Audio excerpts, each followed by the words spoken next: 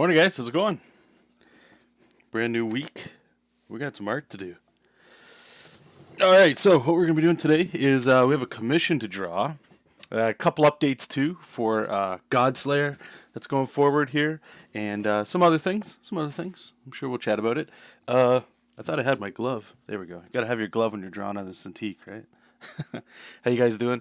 Deviant, welcome. Robinix, welcome. Really appreciate everybody being here. I also noticed too, and I just put this out, the retweets for going live. Thank you. Twitter's been actually really great lately.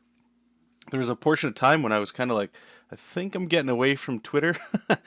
There's a lot of I guess still to this day, I would say a lot of negativity and all that there. I guess that's mostly on me, right? Like if you choose to engage in it, it's there. But man, is it very evident that it's right there. However, I'd say over the last 3 months, maybe, it's been good. And I don't know if it's just Twitter fixing itself or just a lot of you guys and girls sort of like just come to say hey and just being part of it. Or maybe I'm just making better tweets or more engaging tweets. So we're going to work on a commission. But I also wanted to have this up, and I guess it's not. You guys will hear me try to bash this into your heads for a while. So I apologize if it comes across as a little rough. But please subscribe to my mailing list. And you can get to that by going to bit.ly/jarmail. So bit.ly/jarmail. Should be in the description of the video as well with a whole bunch of links. You guys want to click all that cool stuff. Feel free. So I want to start building this up, and this is something I should have, and I actually encourage a lot of you guys and girls, if not every artist in here, to really start focusing on getting an email list made.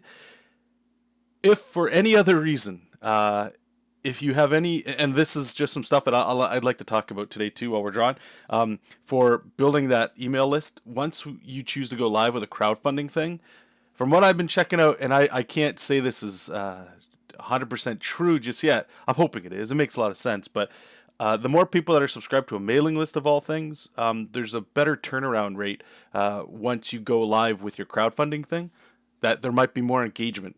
Whether or not those people, or you, I should say you if you choose to subscribe here to mine as well. When Godslayer comes out this year, when we go to the crowdfunding route, even if you don't buy it or anything like that, the fact that it directly goes to somebody and they can check that out as opposed to hoping that they see a Twitter link and things. Apparently, it's like one of the pillars of building anything for crowdfunding, as well as, like, let's be honest, right? If you don't like to use Twitter or Facebook and things, Instagram, email is another way to stay in communication with people, so it makes a lot of sense. So anyway, if you guys are interested, just hit this up, subscribe. I'm gonna try to not blast you guys like more than once a month, maybe once every 2 months, something like that, just an update of what's going on. Regardless of Godslayer, what I'd like to do is start notifying you guys of like sales that are going on in the store, posts and videos I've made that month. Just sort of like a little zine or a catalog or whatever. Just super simple. It's through MailChimp. You guys can check yours out too. I hope you make one. Here's what I've been working on, and if you wanted to check it out, do that. And if not, that's cool too. But that'll all be there for you guys as well. So check that out, and we'll close that up here. Let me just say hello again to everybody. Skull Diamond, welcome. Morning. Taunting Pirate, welcome. It's been a little while, and he's saying hello, you sexy people, which is true. Max is saying it's a great morning in Texas. Adonis G, how's it going? All right, so I've got reference to the side. I'm not going to bring it over here. If you guys want to see it, you can see it. This here is actually going to be a commission for somebody that I worked with. Ooh boy, many moons ago. Many moons ago. One of the first comic ideas. And first, I'm going to be doing some thumbnails, so you guys can. That's what I'm doing while I'm running my mouth here. Many moons ago, a buddy of mine, I still consider him a friend. We don't talk a lot, but we're civil, we're nice. There used to be a website called entervoid.com, and that's where I met Cannon White. I hope a lot of you guys have checked his stuff out. I don't think he's posting too much on YouTube anymore. Guy's too busy making comics. Can you imagine that? But that's where I ran into Cannon, and tremendous artist, a phenomenal guy. And he seems like a class act, at least as much as I know of him. And he's been a really cool guy for many years here. that's where I met him, and we were both working on a project called oh man, it was War. What was it? War? I'm gonna see if I can remember it. If my brain brain will let me remember this. It was Warhammer, not War. No, that's not Warhammer. War something. It's been that actually. Hold on. Let's see. Do we still have it here? Commissions? No, this would have been comics, business. Let's see. War. Is it down here? War Healer. Boom. There it is. Oh, actually, here. Here's a old ass Canon artwork. I didn't even remember he had this. That's hilarious. So if you're familiar with Canon's work, you know he hasn't deviated too much from how he used to draw. How old is this? My God. 2007? Sounds about right. Anyway, Canon and I, we were both working on different versions, I guess, of War Healer or something. Sadly, the book never really went too far, at least from what I remember. But Gregory is the guy that was working on that, the writer, and he was hiring us. Anyway, so, you know, he's reached out to me a few times over the years to just work on stuff. Nothing's really taken off so far, comic-wise. I don't know if it's just I'm asking too much money money to do the pages, if it's just timing or what. But he reached out to me, and he's got a D&D character here, which we're going to be working on for a commission. It's a gnome. I don't even know the class. I think he wrote it down. I'll have to double check. But I got the reference. It looks to me like a scout ranger kind of thing. Got a little bow and arrow action. Let's actually put a bow and arrow in his hand. And he's got this dog. It's like a mount. It's going to be real cool to draw. So that's what we're going to do today. I'm hoping, I don't know how long the stream will go. A couple hours at least. Trying to see if we can wrap the whole thing up today. So it should be pretty good. Other than that, man, this weekend has been really good. Made a swing for Alexander. A little bit of family time. I hope everybody's Easter was, you know, I'm sure it was different this year, but I hope you guys all had a good Easter. But it gave me a lot of time to think about Godslayer, what I would like to do with it, and I finally clicked, which is great. I'll tell you right now, if you guys have ever worked on your own stuff and you're sort of trying to put the stuff together, you know, and make a book, it's intimidating. It actually reminded me a lot of when I was doing JESOP King. How the hell do I start this? And I'd actually like to do a few videos of this. I'm also recording this, and I'm hoping that I can crunch this all down into a very, very consolidated video for those of you that don't watch the stream. So there'll be that coming up as well. I'd like to do that with a lot of these streams, so it's like doubling the content for those, again, that can't or don't like watching longer videos. They're all there, so you can watch it in like a narrated sense and still see the process and all that. But I actually went back and I was rewatching a few of my streams for JESOP King. I recommend, you know, obviously I'm going to recommend my own stuff, but I have a JESOP King playlist on my channel. And if you don't know what JESOP King is, it's my first attempt at a webcomic. I think it was like 56 pages or something like that. That's the number that keeps popping in my head. Pretty sure it was that. And I documented a lot of the process there. And I'm very grateful. If you haven't started a YouTube channel, I recommend doing it. As you can hear, I'm saying recommend a lot. But I recommend doing it. If for nothing else, it's like an archival thing. You can go back and see where you were a year, 2, 3 years ago, last month, how you drew something that you really liked. If you're like me, you can kind of forget process along the way if you're not continually doing it. And I haven't worked on a comic like in this capacity for Godslayer that I will be since JESOP King.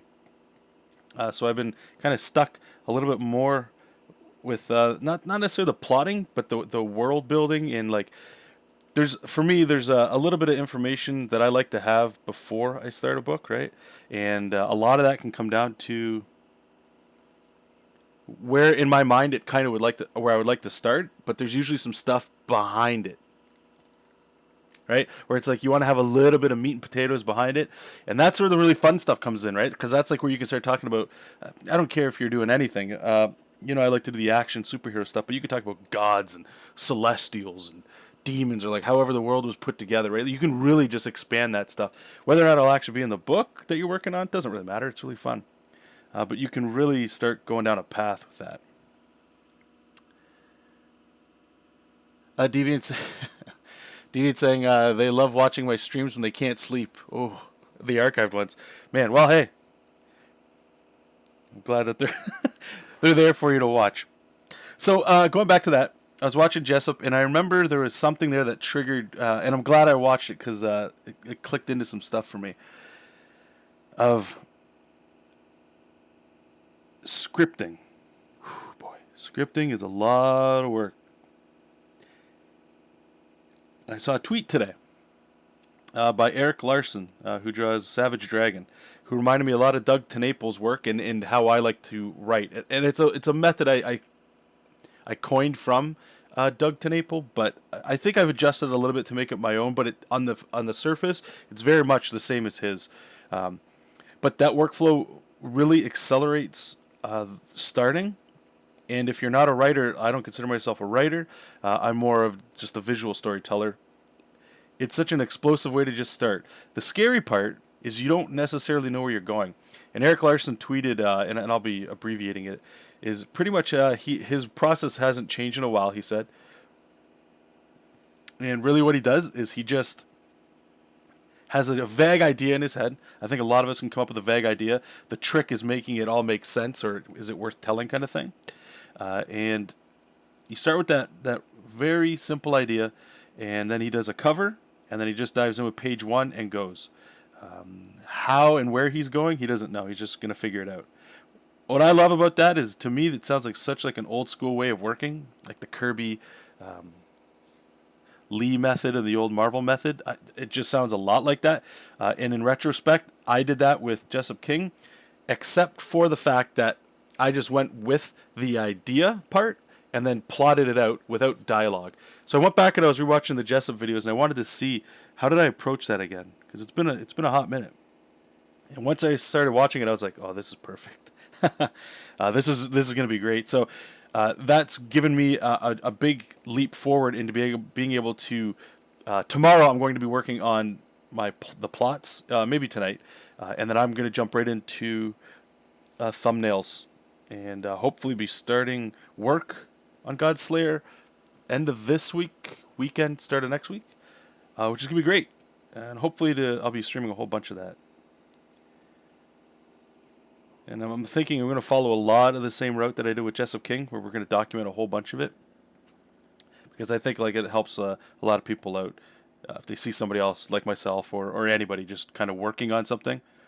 And again, the intent here, guys, is crowdfunding. So there's going to be a lot of, I feel, a lot of bruises and sticks being hit at me. It's a learning process. If I come out of this with no success, just learning something, then it's worth it. And it keeps me busy. So that'll all work out. Well, thank you. I appreciate it. This has got to get some work. Once this gets nice and thick, I don't even know how. It won't be thick. It'll be this gross pedo mustache that I have. All right, so thumbnails here. Just trying to jam them out real quick. Normally I don't do this many, but what I'm struggling with, and I mean I'm rambling at the same time, so I can't really focus on like solid composition and all that. But kind of struggling with how do I want to show his character. I'm always a fan of putting them on a rock. It's just a good compositional thing, right? Like these two right here. It just makes a nice triangle composition. Part of me is like, oh, do we add a little action to it? Robin X is saying, I'm still hammering out an outline. What I want to do for my story. Okay, yeah, outlines are super tough too. I'd love to share more of like what I'm doing too, if it helps anybody. Again, I know there's lots of videos that I've already done that you can go back and rewatch.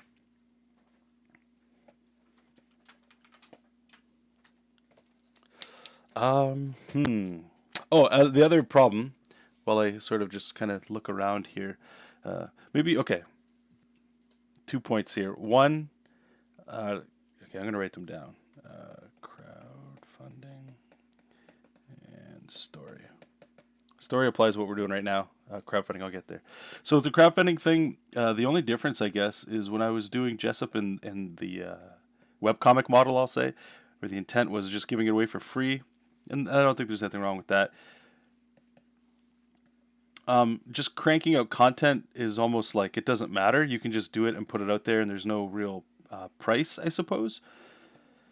The difference here at the crowdfunding thing that I'm finding is I have this internal issue of I need to make something real good, especially if I'm asking money for people, right?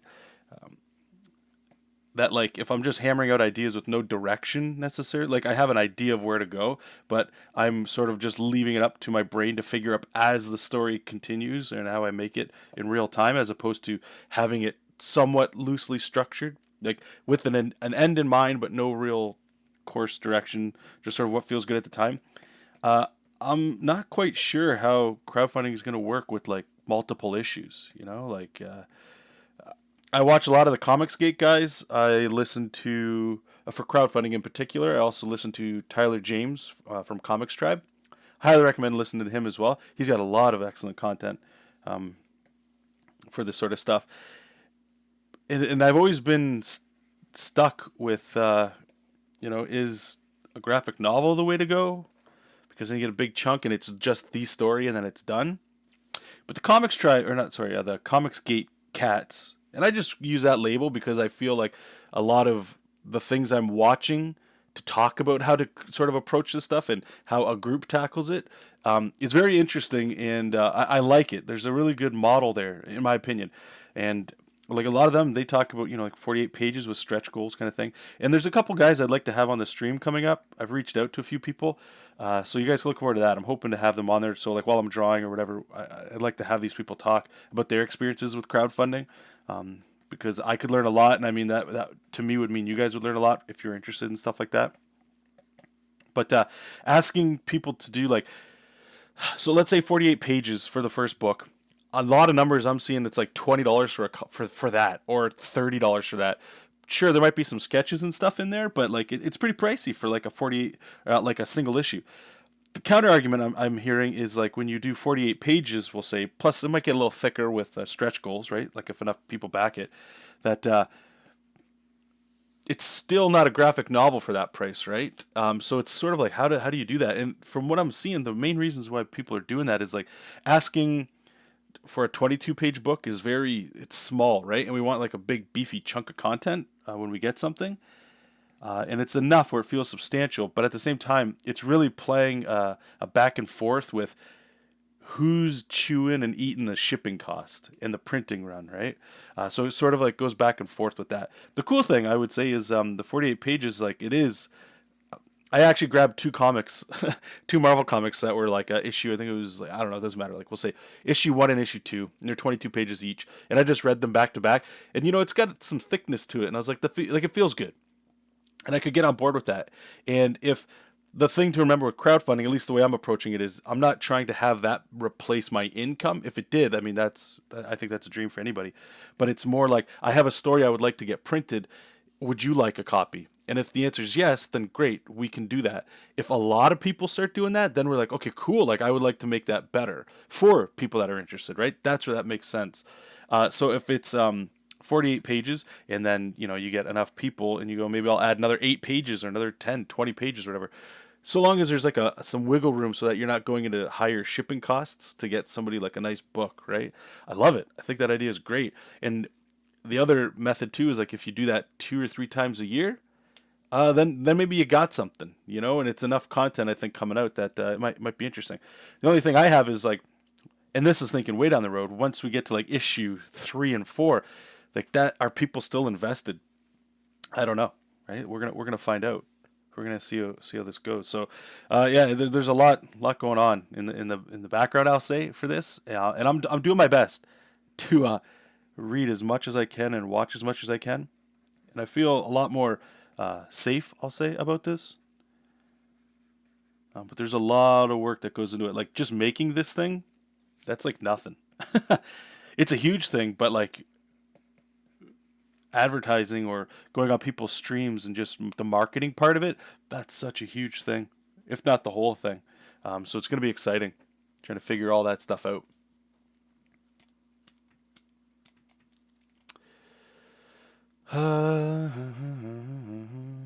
Thank you, Taunting. Appreciate that. Deviant saying they're still working on the outline, but my brain just blanks out when I work sometimes. I hear that. Robin X, I ended up springing for the full version of that Superscript app that you linked a couple weeks back to. Oh, right on, dude. I hope you like it. Yeah, I think guests would be really cool. I think a lot of people would like that. Robin X, I've got about page 20 of my outline for standard issue comic, but I'm still stuck on how to wrap things up in the last couple pages. Once I get the outline breaking out the pages. Sure, yeah. You know what? I think just for kicks here, I'm just going to give my brain a little break, and then I'm going to come back at this. So we already talked about crowdfunding. The story part, what I was going to say is this, and this is related to the pinup we're going to do here. I'm just scribbling here, right? Like we can see, like there's some stuff, right? Like there's a character doing things. I'm not. Sometimes this works, and right now I'm not. Like we might pull one of these, but I'm going to take a break and come back. But we're going to approach these a little bit different, and this is something I recommend you guys try, which is don't just do a pinup of a character. Sometimes it'd be nice to tell a story, like what are they doing? So what we're going to do is I'm just going to come up with a story now. Maybe a couple stories, right? Just do a couple thumbnails. We don't need to go too nuts here. So the first one could be, sneaking in a castle. Second one would be, I don't know, resting for food. Nah, I want some action in this stuff. So maybe prepping for a sneak attack. And we'll do one last one. Yeah, this is always fun. Battle damage. So hopefully you guys see right away what this does. These are sort of just writing prompts, right? Like you can read sneaking in a castle. I'm a firm believer of if you have an idea, if you want to get somewhere, don't just go anything's possible, throw everything at the wall and see what sticks. I hate that. I don't think that's a great way of doing anything. Myself, I'd rather have a sandbox to play in. I'm in the camp of restriction breeds creativity. So far, in that it's not like so constrictive you can't do anything. You know, like sneaking in a castle, that's a lot of things. Prepping for a sneak attack, a lot of things, but it's still contextualized. Context is huge. So we're going to leave that there. What I wanted to quickly show, Jack saying, just before I go here, are you afraid of any backlash associating with Comicsgate? Sorry if this sounds gross when I'm drinking this water, guys. I apologize. It has crossed my mind, but I don't want to be blacklisted. Okay, so we'll take... Here, I'll put some scribbly art on the page while I talk just about this before I kind of try to show you guys very quickly how I'm approaching drawing through the JESOP King route and that I'll be doing with Godslayer in hopes that for those of you that struggle with like starting and or writing a big... like when I hear... who was I saying? Robinix, when he's saying he's got about 20 pages of an outline, and I don't know what your outline is. It could be very well what I'm showing, but when I hear like some work before we're even starting, I start to get like, ooh, like I'm trying to get drawing ASAP because if you guys are not writers, I don't consider myself a writer or a script writer at all. The idea of sitting down and writing a script, then drawing it, I hate it. And I should probably do it because if I hate it that much, there's a huge learning thing that could happen from that. But there's an organicness that comes from just getting the ideas and throwing them on the paper and then adding words to it. And you'll see what I'm talking about. With like a little map along the way. So just in terms of the Comicsgate, so I just want to make something, I guess we can make I've been thinking about making a Comicsgate video, just addressing it because it's mostly on Twitter that I talk about it. And I think Comicsgate usually lives on Twitter. In so many words, I don't think I associate with them, but a lot of their stance on comics in particular, I agree with. Political agendas and stuff, I don't, whatever. I know a lot of them talk about SJW stuff, or just insert political thing here. I don't really have a stake in the ground. Like, I don't work for Marvel. I don't work for DC. My job hasn't been taken from someone. Those sorts of things. So I come at it from a different angle. The thing I really like about Comicsgate, as an example, is I made 2 tweets about 2 months ago, and I just wanted to test it out. And yes, if you do add a hashtag Comicsgate to your thing, you may get some backlash. Because I know I've gotten some from people that I never thought I would have gotten that. Like, you just use a word. I made a tweet about this the other day. I'm like, if you have a difference of opinion, just a unique opinion that's not, and I don't mean to get on a tirade here, and I'm hoping not to, but if you have an opinion that might not be popular, you might just have a view, right? Like, it could be anything. A good one's religion. You might be a Christian. Pick a religion. I don't care, right? You might be that. And the fact that you are that or anti that, you can just get attacked by people you don't even know and or people that you do know. Like, there's a couple people, I won't bring them up. I've been on a stream, I've chatted with them, they've sent me private messages and stuff, and I just said something, and then I retracted it after because I was talking to my fiance, and it was like, you know what, for me, I'd like to use my Twitter and stuff as more of like a brand sort of thing, like come check out my stuff, but also ask on topic questions, we'll say, okay? Not as like it's not me on Twitter, like I'll reply genuinely, but it's just not me dumping random ideas, at least I'm trying not to, that are like maybe political, we'll say, right? But it was a huge bum out that people that you might think or people that I would actually say pretend to enjoy your company, and if you have a difference of opinion, they just go off on it. They just boom, just gone, or they'll dump you, or they'll attack you, or they'll block you. All those things it's very it's weird. I don't get it. I really don't get it. I'm in the mind, and I know that I'll get back to your Comicsgate question. I'm in the mindset of like, you have an opinion. I don't care what it is. I might not disagree with it. I might like to talk to you about it, but I'm not just gonna block and ban you and see you later. Like, I just might not engage anymore with that discussion path you're going down. But for me, I do separate an artist from their like political beliefs, or an artist's work from their whatever the hell beliefs. If I like your art, I like your art. If I don't like what you have to say, I just don't listen to what you say, but I'm still going to check your stuff out, right? So and I just wanted to put that little playground in there, because for the Comicsgate thing, the 2 tweets I made, one of them was, and I'm paraphrasing here, and they're pretty much the same thing. I just only added a hashtag. So the first one was like along the lines of, for what's it called? Crowdfunded comics. Do you guys have any reference or things to check out? Thanks. And I think I even used I may have used the hashtag in that one, make comics. I don't even know if that's the real comics hashtag. I don't know.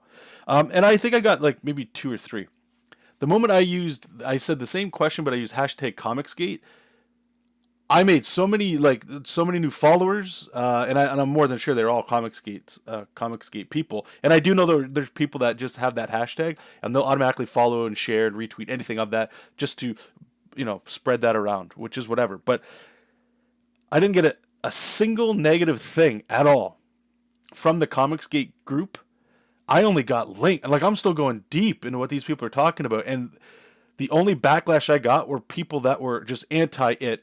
And they were just saying, I would get things like, pardon my French here. Oh, I want to say, it's like F Comicsgate. And it's just like, it has nothing to do with the context of my question at all. They just have a political view on that, right?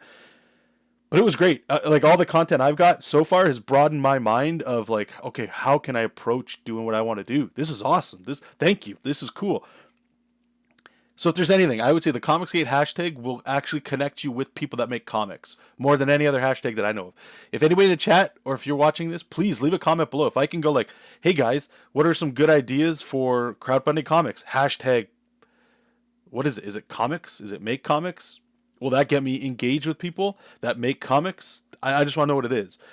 There was a couple people that I've friended throughout the years or whatever that do make comics, that do crowdfunding and stuff, and they've messaged me. But it wasn't like total strangers just because I use the hashtag. So I say it's amazing. I love everything about it, and I'll continue to use it. Doesn't mean I associate with them, and I'm not saying one day I might or I might not. I don't know. Who knows, right? But for now, it's been pure positivity. Now, the negative part, and this is kind of what Jack's getting into, where it's the fear of being blacklisted. So, again, and that's why I started to talk in the beginning, I haven't worked for big companies. I did some work for an artist that was working on Marvel. I've done work for another artist that was, and these are all uncredited, by the way, for somebody else that was working for, what was that, IDW and some stuff. Like I've done some things for people, but I've never been the guy on the book, right? So I don't have a fear of being blacklisted because I haven't been anything. Like I'm not in anything. You know what I mean? Like I'm not. And maybe one day it would be cool to work for these companies and stuff, right? Like why not? Drawing the Hulk and stuff would be cool, but if I don't want to do something out of based off of fear, then and I'm not going to judge you. You got to make your own call on that, right? You got to do your own thing. But for now, that's why, and that's weird. I've seen some things where just because I have a hashtag in it, people assume I'm part of it. And what are you going to do when people assume stuff, right? So if you're doing things based off fear or the assumption somebody else is going to make, you may as well do it anyway because you'll never convince those people of other things. They've already got it in their head what that means. The hashtag Comicsgate means a lot of things to a lot of people. And I'm not naive to where people think it's bigotry and hatred and racism and, you know, just all these horrible things. I'm sure there's people in that movement that are that way. There's people on the other side that are anti-Comicsgate that are like horrible too. There's people that are just, they don't even read comics that are horrible. You know what I'm saying? It's humans. Humans are, they're not all humans are great. There's a lot of humans that aren't great. Well, not a lot, but there's a few. A small few people are probably making it worse for everybody, right? And that stuff I feel like irons itself out if you have an open mind. If you are just this way with things and new information that's not the norm comes in and you start pushing that away, you become narrow-minded as well. And I know I am that way on certain things as well. But so like hopefully that opens up opens up your question to it. I know it's kind of all over the place, but I guess if I could sum it up for this way, just to directly answer your question, if you're in fear of being blacklisted, it's on you then. Does being blacklisted matter to you? Because if it does, then whatever. But just be aware that you're silencing yourself in your questions and thoughts and discussions you may have had in hopes that down the road you won't be, like there won't be any. You've lost an opportunity because you asked a question, right? Nobody's saying if you type insert gender and race here are a bunch of insert profane here hashtag Comicsgate. That I don't care what hashtag makes comic hashtag comic art any of the, like you're garbage. You're a garbage person, right? Nobody's going to disagree with that. I've heard arguments of people saying like, well, why even use the hashtag at all? I'll just use this. The only reason I've used it is I'm actually getting I'm not doing this for popularity or anything. I'm looking for questions and I would like some answers if people have it. A lot of people doing research is better than just me doing research. So if I can just add a hashtag and I'm getting access to a bunch of people that have already done some work and they're providing that to me, there's zero loss to that. Zero.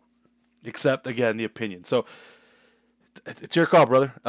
If you are part of Comicsgate, I love you. If you aren't part of it, I love you. Do you make comics? Good. That's all that matters, right? So anyway, I hope that answered your question there. Charlie Lee, I really think when people put out a political agenda in comics, it's extremely stupid. Again, just to back up on my point, if you're going to make comics about anything, I actually had a discussion with a close friend. I don't know if he's watching or not. And he said something that I had to I agreed because I was being ignorant. If we're to just use the SJW stuff because it's always the hot topic and everything, right? And I don't mean to get political, guys. I want to get back into drawing here, but let's say you don't like SJW comics, whatever the hell that means to you, right? It's my belief that they should still be able to be made. There are people that will read that. They might not be me. They might not be you. They might not be anybody else. That SJW crowd might not even want it. I don't know. And I'm just using that as the word, right? I still believe, if you want to make, the absolute most racist comic book out there, you should still be able to make that. I'm in the camp of free speech, right? If you're an artist, you got to put it out there. It's there for somebody, right? I don't think, if it doesn't jive with me, I won't be reading it, but it's not for me. You know what I'm saying? Do you guys know how many go to ArtStation.com right now, or just go to I don't care. Go to Marvel.com if you want. How many artists are on there? All those cats are making comics, man. There's something there for you. For me, I haven't read a Marvel book, a current one, in a very long time. I've maybe flipped through, but I'm not I can't wait till next month till I get my next issue, right? So it's I think there should be heavily political agenda comics. I also think there should be heavily anti-agenda stuff, right? There should be everything. There's room for it all. I don't know. And the benefit here, and this is why I'm so excited, is crowdfunding is showing that you can do opposite of what is out there, what's available, I should say. If what's available is not what you like, there is something out there that's giving you legs and a platform for you to put what you want out there. You just got to work a little bit for it, right?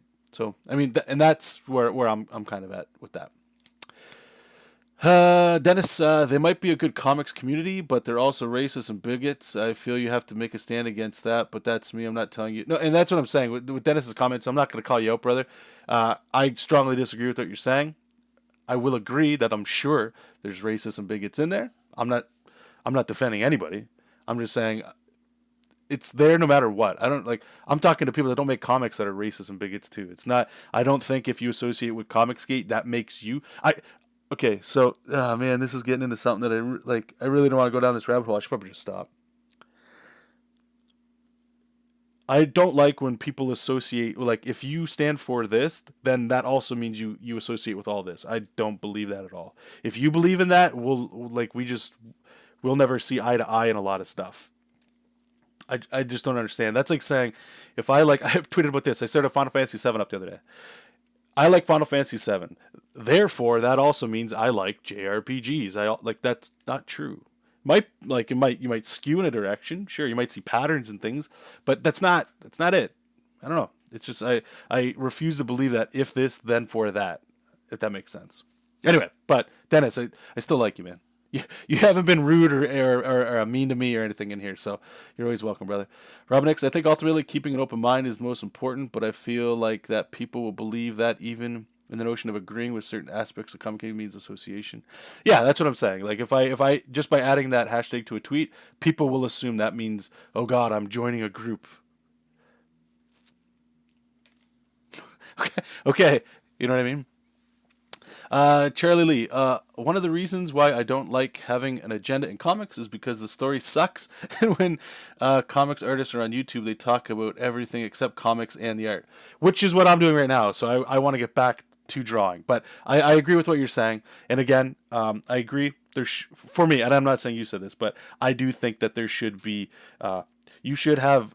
I've even done. Check this out, and this is before like all this is blown up, and I totally forgot about this.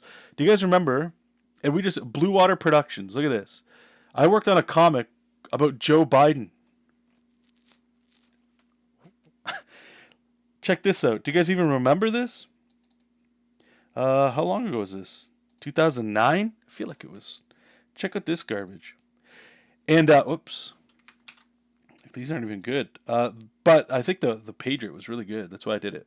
I'm a Canadian, right? So I don't really, American politics are fun. But that's it. This is the only political comic I've ever done. And I have no idea if any of this is even true. I don't know. But again, this is a whole different climate, right? Like this isn't what today is at all.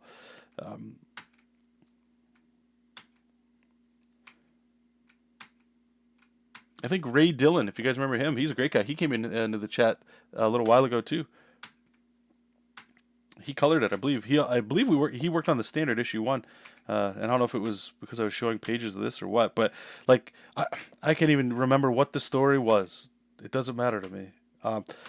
This is the thing, right? Like comics are comics, man. Like a lot of people do comics because it's a gig. I know that's what this was for me. But this, I'll tell you right now, this doesn't mean I associate with anybody.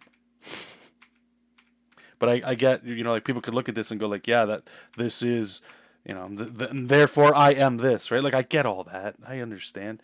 But at the time, this was nothing. That's what I'm saying. Like, it's weird. This age that we're in right now is friggin' weird, man. Like, I was doing that comic and it didn't even matter. I used that as like a portfolio piece for like next things. Nobody was like, oh my God, a political piece. I don't know. It's interesting. It's interesting. Anyway, Jack's like, I am at your place. Never worked for any of the big companies. I'm an independent creator. I also hit puberty there. Did you hear that? Ugh.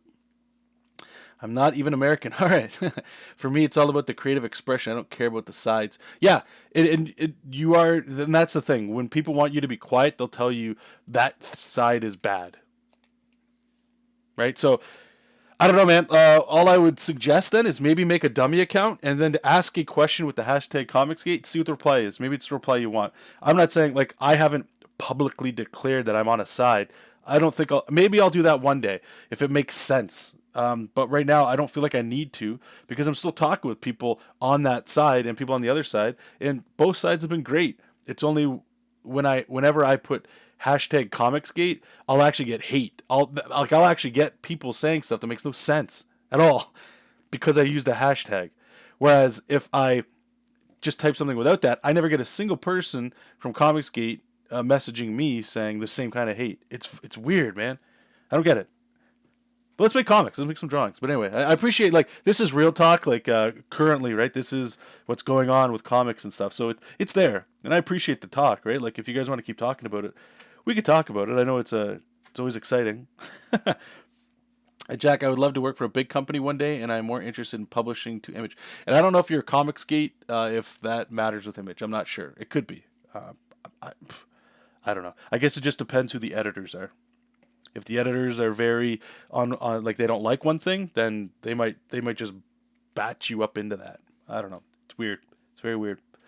I don't like silencing without talking to somebody. Like if somebody's gonna say like you're not allowed to do this because somebody said you did something, that's ugh. That's yeah. That's not even getting to know you, man. That's just like skipping past you. It's silly. Okay, what were we doing? Okay, so we gotta do story for this. We gotta get past thumbnails here. We really gotta move on this. What was I gonna? I was gonna quickly show here. Let me bring this up. This is the yeah. Okay, so where's my browser? Did I close it? Why is it always close? All right, let me open one up. I was gonna show you guys the writing thing. All right, so what I do for writing. Yeah, I know that board's not found. Let's see. JESOP King, kind of. All right, this is. Ooh, that's not gonna work. You guys won't like that. Issue 1. Okay, kind of like this. Okay, there's gonna be a lot of kind of likes when I'm talking about this and user imaginations. I have videos on this, and I will be doing Godslayer this way as well, just because it gets me moving quick. Quick. Oh, also this. I don't know if I made this public for you guys. I apologize if I didn't. Okay, Godslayer. All right, I'll show you guys this in a second too. Some of you that have been following me with JESOP King when we're doing that, you might remember this stuff here. Okay. And I'll play. Please keep the chat going. This is great. It lets me talk while I draw. I will draw. I promise. Okay, so the Doug TeNapel thing is this. I don't know, like I know he still kind of does this.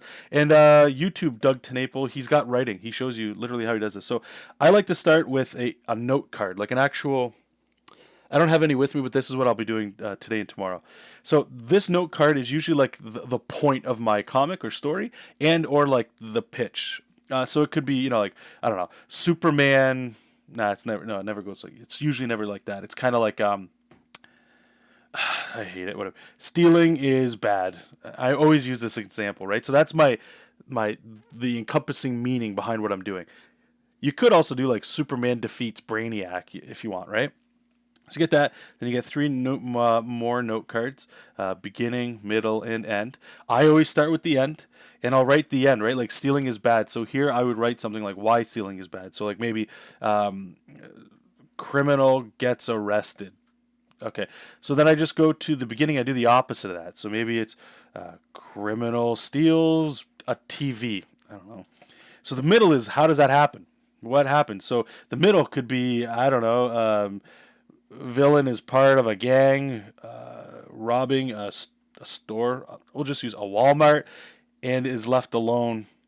Well, I'm getting way too long-winded here. It's usually a sentence or two. Basically, he's by himself, right? And then from here, you do the exact same thing. So 3 more note cards, beginning, middle, and end.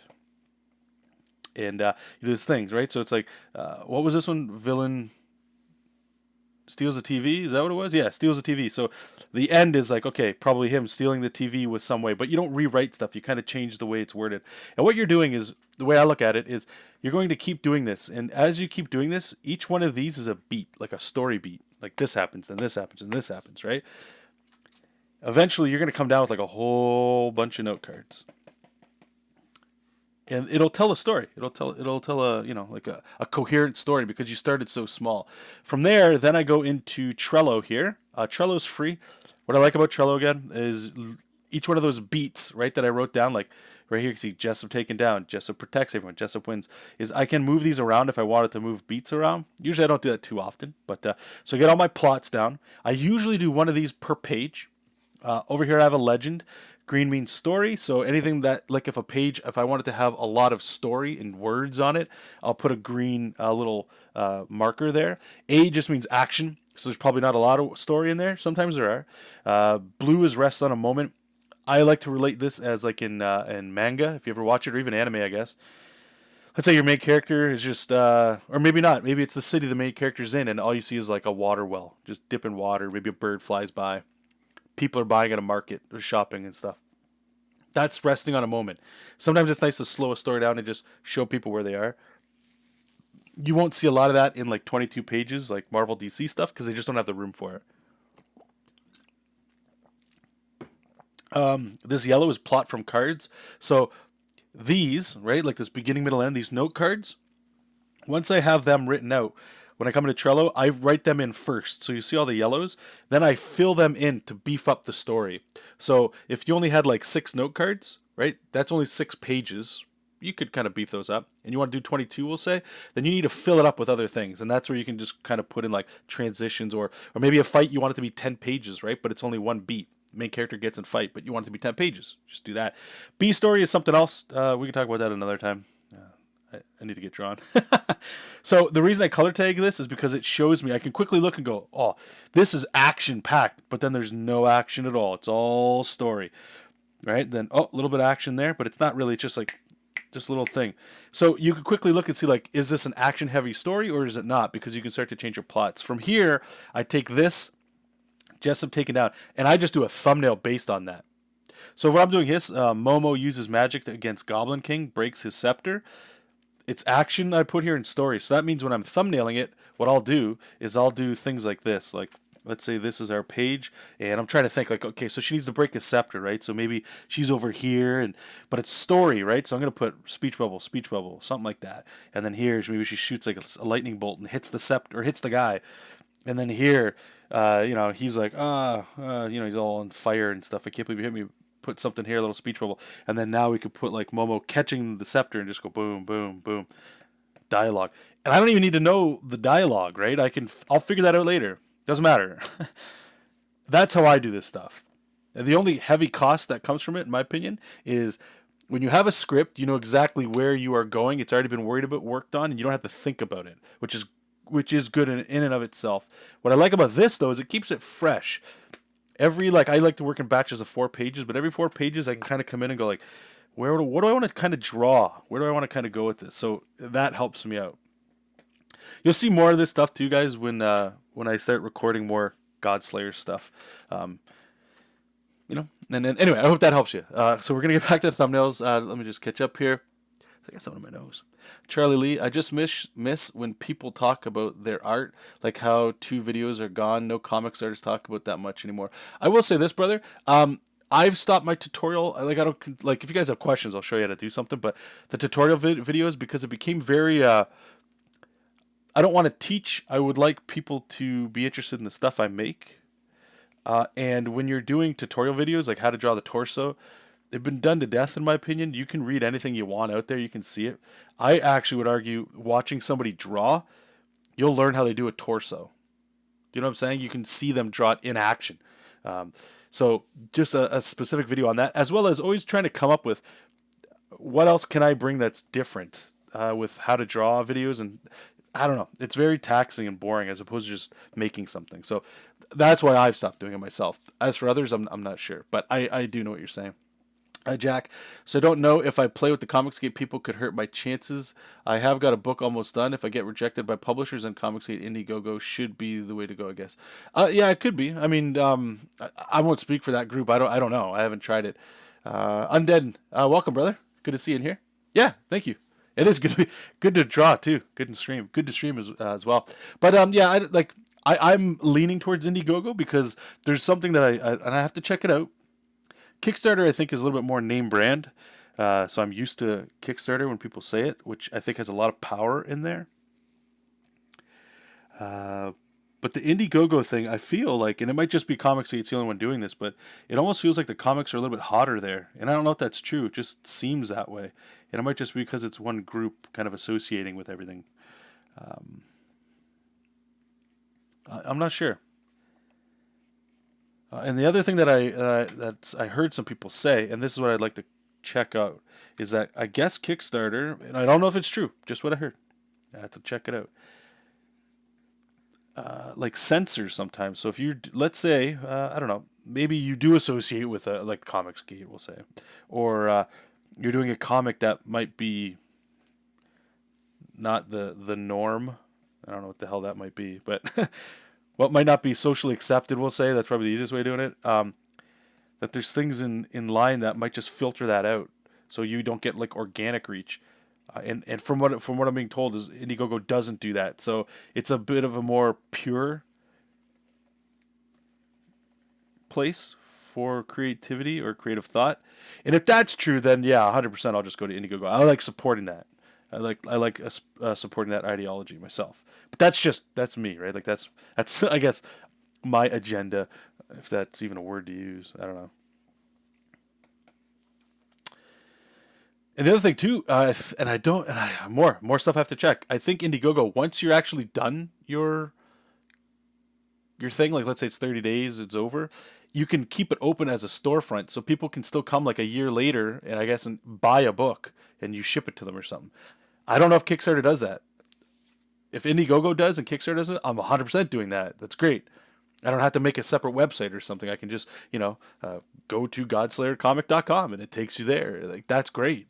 That to me, that's huge, and it takes a lot of that weight off of yourself and kind of moves it along. Yes, please. Yes, please.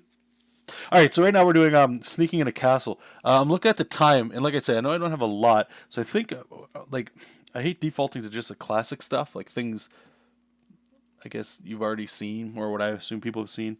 Maybe we could do like a, because he wants to see his character, right? This is his D&D character. He's really got to be highlighted. It's kind of like when people get a commission of like Superman. You want to see Superman. You don't want to see Superman this big, and he's using his ice breath or breast, his ice breath, and just hosing down New York City that's just engulfed in flame. It might be a cool story, like panel in a story, but not like a commission, right? So, what did we do? What did we do here? Any like some of these classic shots? Like you know what? I think I might just roll with this one, the second one we did. All right, what we're gonna do here is we're just gonna take it, and I'm gonna work on a rough here.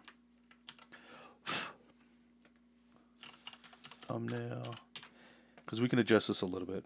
Just I need to make sure that we're moving here. We're moving. Rough. Paste that in. All right, and we're just gonna blow it up a little bit.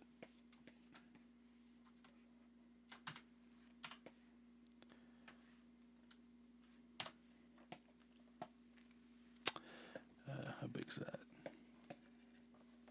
Just a little bit, just so I can get a little bit of detail in here. You know what I'm saying? You know what I'm saying? So we can kind of have the character. He's a gnome, by the way, remember? So he's gonna have some proportions that are a little different. So you kind of have him off to this, looking to the side. I think would be kind of cool. It's almost like drawing a chibi a little bit, to be honest with you.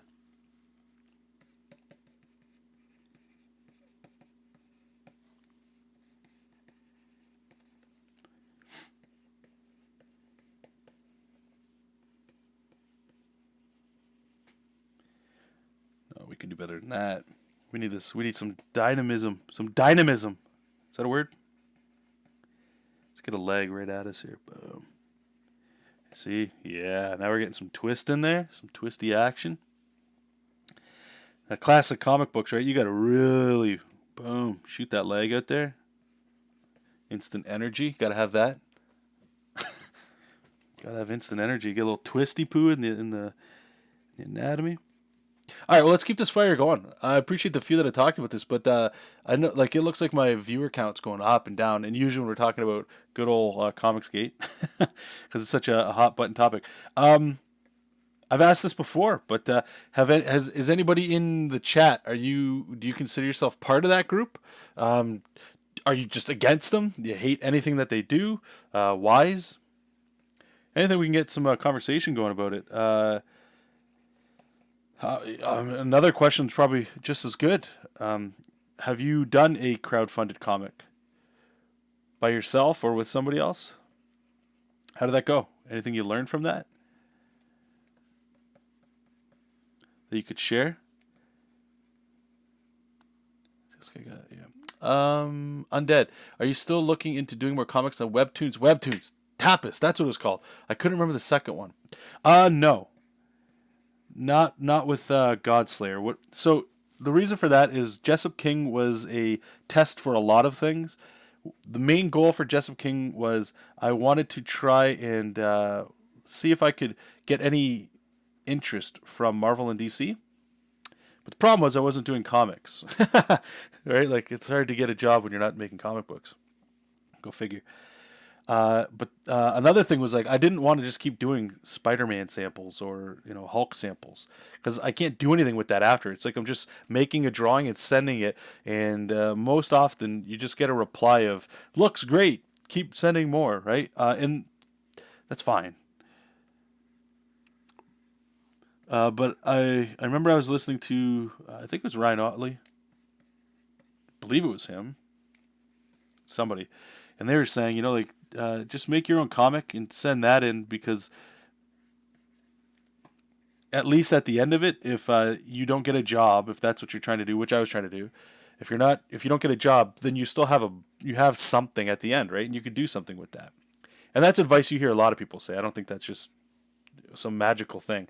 So I just said, you know what, this is the time. Let's try doing our own book. So I made Jessup, but the goal was twofold, right? The main driving thing between it was get a job with Marvel.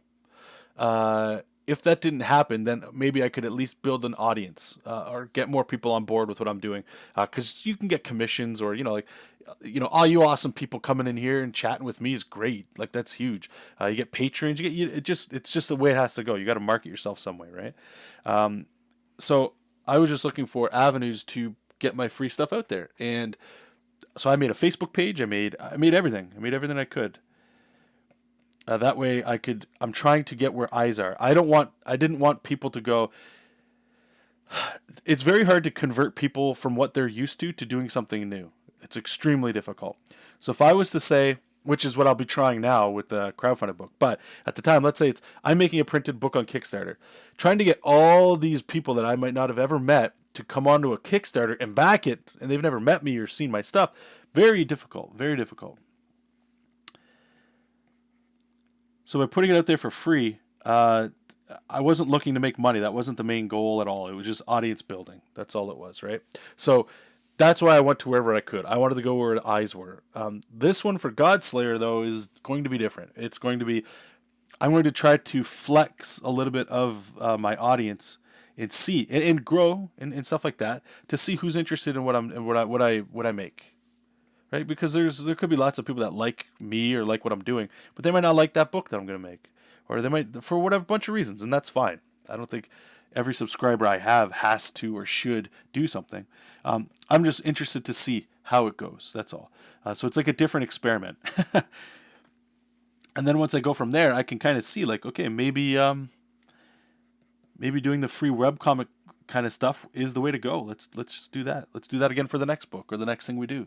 Maybe we go back to Jessup, right? Hard to say, but there's always options out there, and that's I think one of the cool things going on right now. Regardless of where you want to associate or what you want to make, there's options, and that's huge. Hey Tony, how's it going? I recommend watching SWC Revive. They've gone into a lot of detail on Comicsgate's Follies, also Pocket Jack Comics. Okay, let me check that out. Thanks, man. SWC Revived.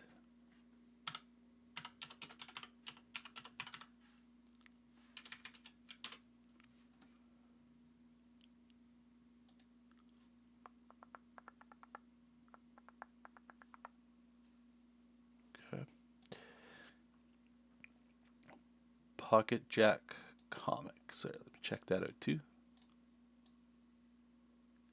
And before I go on them, do you happen to know off the top of your head? I'm not saying do you believe this or I don't. I guess it doesn't really matter. But um, do you know off the top of your head like any of these follies that are kind of coming right at you? Okay. I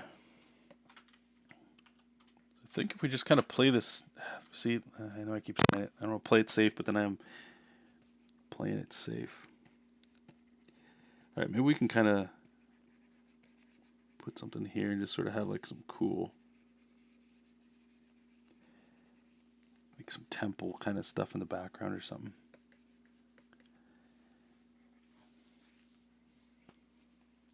Robert, I know in the last year I've been getting more into the whole Kickstarter and Patreon thing for backing projects and creators I like. Sometimes it's a hit or miss, but overall really cool. Not just for comics. Right on. Yeah, Patreon's another thing that's been really good. And thank you, everybody that is in here that or is watching. That's a patron. I really appreciate your support. That's another thing too, man. Like I got to check into that. Is how can I do?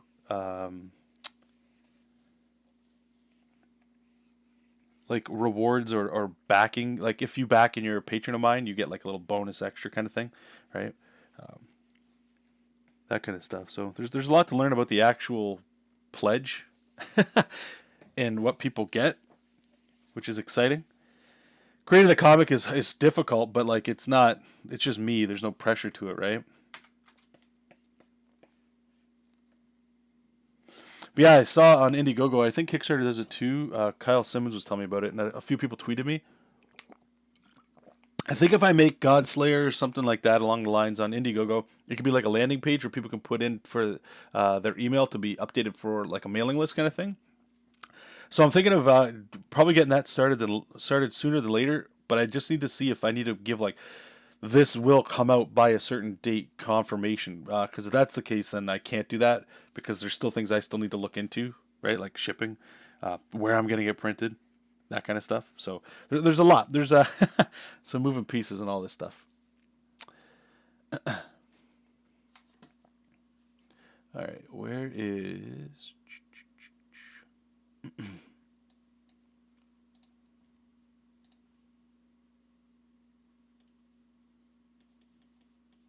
There it is, okay.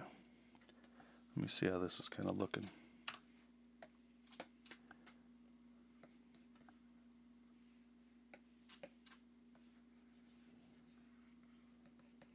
Oh.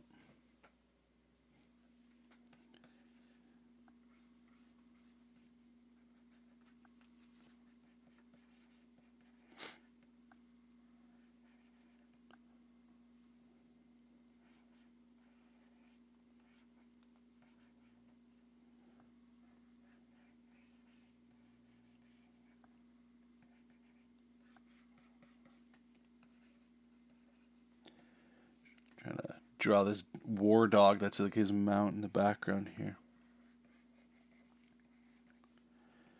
We're gonna like just the dog. I don't know the breed of dog.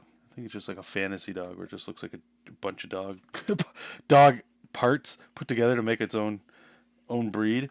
But a lot of these things just have like just satchels and armor all over them. So we're gonna just deck all that out. I just want to know where this thing is, and then we can kind of fix this up. So I think we might just go super simple, keep it classic. I don't know. I think it's fine. All right, let's blow this up here. We don't need that.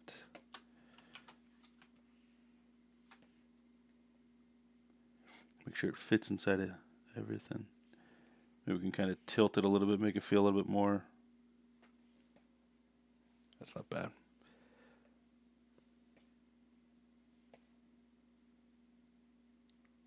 Like he's kind of climbing a little bit, I'm trying to see if we can add like a little story to this. A little bit of story. So the dog is going to have to come down or something like that over here. I think the extra story part we could put in is maybe like a... Let's see some dead goblins or something, because I don't want to draw like too many things, because then it just adds to the time. I know that might sound a little greasy, but maybe what I'll do, you know what? This might be fun. I'll put some of my goblins that I made in here. You know, with their big mouth spikes. Like something had happened here, right? This might be like they were in a fight or something along those lines. So this goblins just ugh. And if you don't know what the hell a goblin is, go check out JESOP King. They're like my play on a goblin. Real creative too with the naming Doblin. I went real hard on that one. So we here put a guy there. Boom. Chris, welcome, brother. Hope you're doing well. I just saw some comics being published on Indie Planet. Have you seen? I have checked that out. That I don't think there's anything wrong with Indie Planet. Indie Planet's kind of it's print on demand. So I have a art book. It's over there somewhere. I don't want to grab it. That I got. What you do is you just upload it, right? Like you upload files and it's always there. If you wanted to buy it, when I post it, it's like I could put any amount. All that has to happen is you have to cover printing costs and shipping, from what I understand. So if I charge $5 for a comic and it costs them $2 to print that book, maybe I don't have to pay for the shipping. I don't think I do. It's been so long since I used it, but essentially what you're doing is you're offsetting the printing costs with how much you want to pay. Which is fine if you're doing small print runs. Maybe you don't have a large audience. This might be the way to do it. It's not a way to, well, I guess it could be. If you're going to print like 100 copies or 20 copies to bring to a convention, it's a way to do it. Because most printing places, and again, this is why I think a lot of these crowdfunded comics go the way they go, is because people are, hopefully you're getting like 100 plus.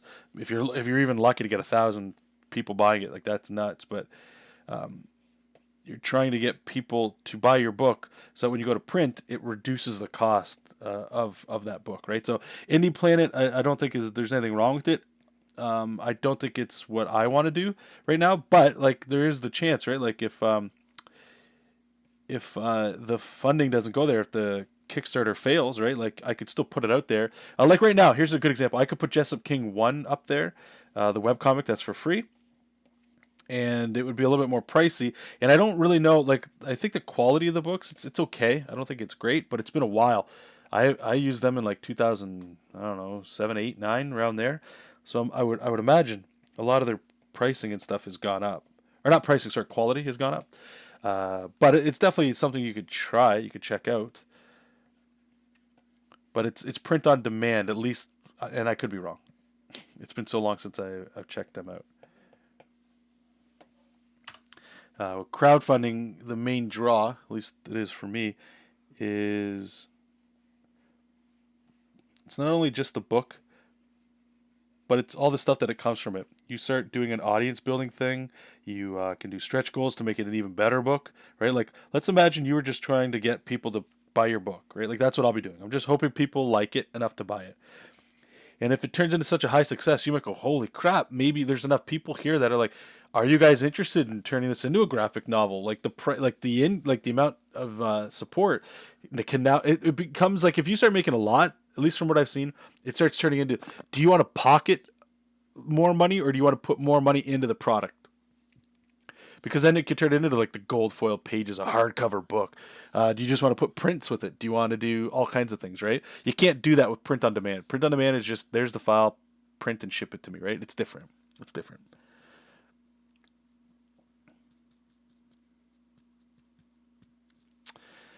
Tony, okay, thank you. You're getting back to me here. Basically, a lot of the instances of comics gatekeeping, what kind of comics are real comics? Most of it are all against the idea of digital comics,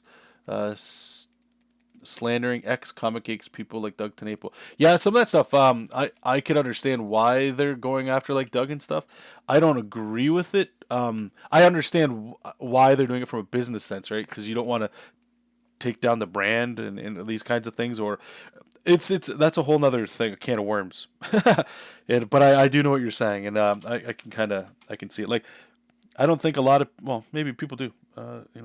I've gotten a lot of value from Doug. I like his comics, so I could see where this could go back and forth. But yeah, I could see what you're saying. And that's part of why I don't want to like say that I'm associated with something, because like if I were to associate myself with that, I feel like it would be like I have to immediately become like that. Just means I'm against these people or something, and that's not the case. And I don't have a problem with digital comics at all. I think digital comics are great. I think it's a again, I am in the belief of where do you the customer like to read your comics? That's it. Do you like a digital? Then you should be able to get a digital. Do you like paper? You should be able to get a paper. But I do think a lot of cats in Comicsgate, like the professionals, they all worked in paper, and they've lost that, or it's been taken from them, or however you want to look at it. Um, so that's why a lot of them steer in that direction, which I don't agree with, but I can understand why they would want to keep what they have, right? But anyway, okay, well, appreciate that, brother. Robinix, also I'm looking forward to that Patreon commission when you get to it. Hey, yeah, no problem, brother. No problem. I think it's actually I'm working on that later this week or next week. Sometimes a lot of the Patreon stuff I push to the end of the month. That way I just know like that last week I can just boom do that stuff. Okay. Actually, let me see my line art here. I know. Yeah, that'll be fine. Okay. Okay. Okay. Here we go here. Okay, so now we're just gonna tighten this up. Normally I would just go into inks or line art from here, but this stuff is a little bit more involved. There's armor. There's all kinds of things here. Let me bring this over here. Yeah, that's better. That's better.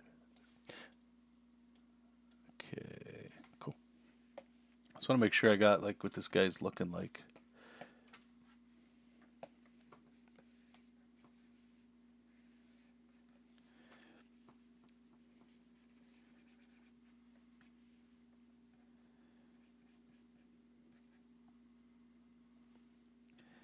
Guess gnomes have bigger noses a little bit. He doesn't have to be snarling here. The story I'm trying to put in my head here is they just ended a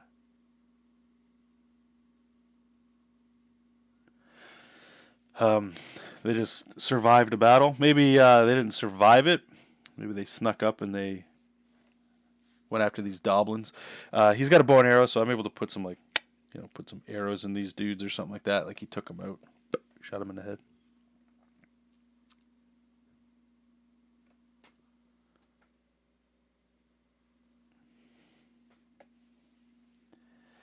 Okay, I might just have to mute in a second here, but I will be back.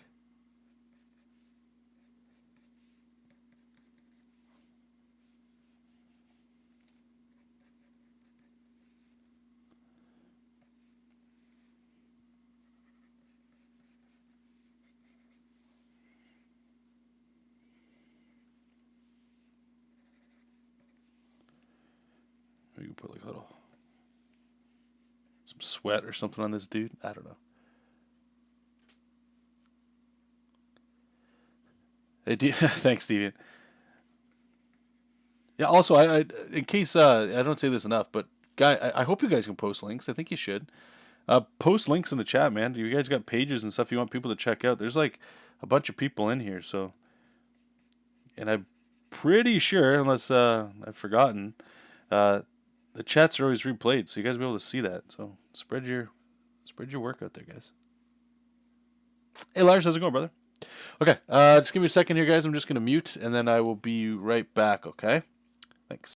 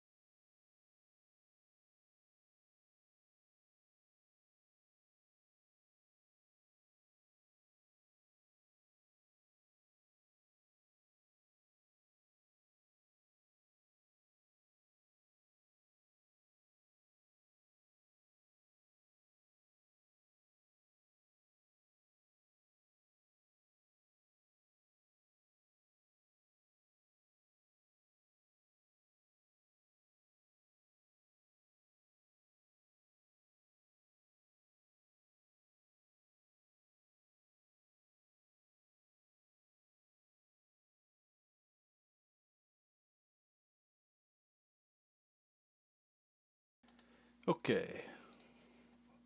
Sorry for making you guys wait there. What do we got here? Let me just catch up here. There's some talk that there will be a massive shift towards digital due to the whole COVID-19 thing. Quarantine has devastated. I got my views on that, on just the thing in general. Not that anybody wants to know what they are. Um, I mean, yeah, it's a good point. I think, I have a view that at the end of all of this, there's a lot of, if you're creative right now, I hope you're spending, and this is something you want to do, I hope you're spending a lot of your time making something and experimenting with this stuff, because I think there's going to be a large group of creative that this is kind of like that push you needed, or that you didn't know you needed, or you just needed an excuse to be able to do so. There's a lot of positivity coming out of this through all the crap, don't get me wrong. Digital's a great thing too. Yeah. If nobody's printing anything, how do you get your comics out there? You can't just stop. Charlie, what are you drawing with nowadays? I hear the Cintiq alternative are really good. I'm using a Cintiq, a 12 or 21 UX. It's the old. I don't. They don't even make these anymore. It's not HD. It's just good old fashioned DVI cable or VGA. But you always see me looking over here. The chat's over here. My reference is on my second monitor, as well as the second version of the screen. And usually, what I do that for is like it's good for being able to see the image shrunk, so I don't have to keep zooming in and out. As well as the color. The color's better on my second monitor. The color on these things is it's not great. I should put that hand down here maybe, or that finger. Let's flip it. Whoops. But yeah, that's what I'm drawing on. The only alternative I've had for like a screen to draw on was a Huey on GT220, and I didn't care for that. But my view on a lot of the alternative stuff is if you've never used a Wacom, you'll probably be fine. Because you don't know what you're missing. But I don't think what you're missing is so substantial that if you don't have a Wacom that you're like missing out. Like that's not true. Alright, so this guy's a little built. I don't like, the face is kind of bothering me. It kind of looks a little too, I don't know, dinky or something. Just gonna try to bring his arm up here a little bit.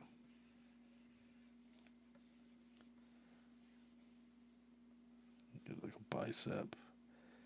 I don't know how much is covered by armor just yet, but we can kind of get the anatomy in there.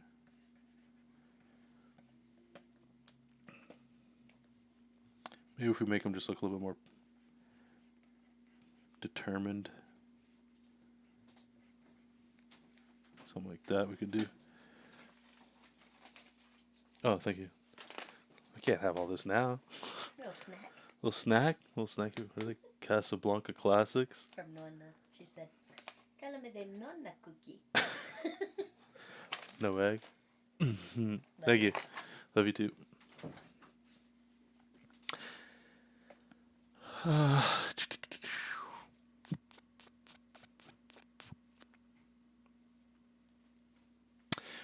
Chris, I remember reading something about Comics Pro trying to put something together for same day digital, but the major publishers pulled out.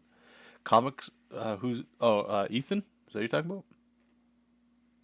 Lars, talking about Kickstarter, did you guys see Tom? I caught the, I didn't like, I'm not, like, I don't have no problem with Todd or whatever. Like, I don't check out a lot of Kickstarters and stuff, but I'm happy for the guy. The guy was able to pull in so much. I think it's like, yeah, he's got like name brand as well, but I think it just goes to show, like, especially right now, people I think are not. How do I say this without sounding like a dick? Well, I hope it doesn't sound like I hope I don't sound like a dick, but I think if you're a hobbyist, whether you like comic books, board games, video games, you're a little bit more loose with your money on average. And I think a lot of people are loose with their money, but like especially right now, I think a lot of people have a hope or something that things are going to get a lot better quicker or sooner. So a little bit they're a little more loose with their money. I think the longer this goes on, I don't know how much of that'll still be the case. So that plays into why I think he's able to get what he's able to get. But it also shows that like if you guys got ideas and stuff, like now is just do it. Like unless you're still working, what the hell? Let's make some stuff. Why not? What the hell else are we doing? Although if you're a hobbyist, you're probably just enjoying content anyway, like playing games or something, right? Nothing wrong with that. Charlie, I think Twitter, Instagram destroyed comics because we found how crazy comic artists can be. Oof. I don't think I argue too much there. Undead, yeah, such a huge divide in comics nowadays. Everyone picking sides. It's yeah. I don't even think it's comics that are doing that though. I think that's just the world in general right now. Like if you're on a side that either isn't promoted as normal or whatever, like people come down on you, man. I won't say what it was, but I asked a couple questions, and I kind of brought this up a little bit before. I asked a couple questions that are probably unsavory. We'll say like I wasn't attacking anything or anything, especially with what's going on right now, and it was just like, man, I don't know. People surprise me. People surprise me.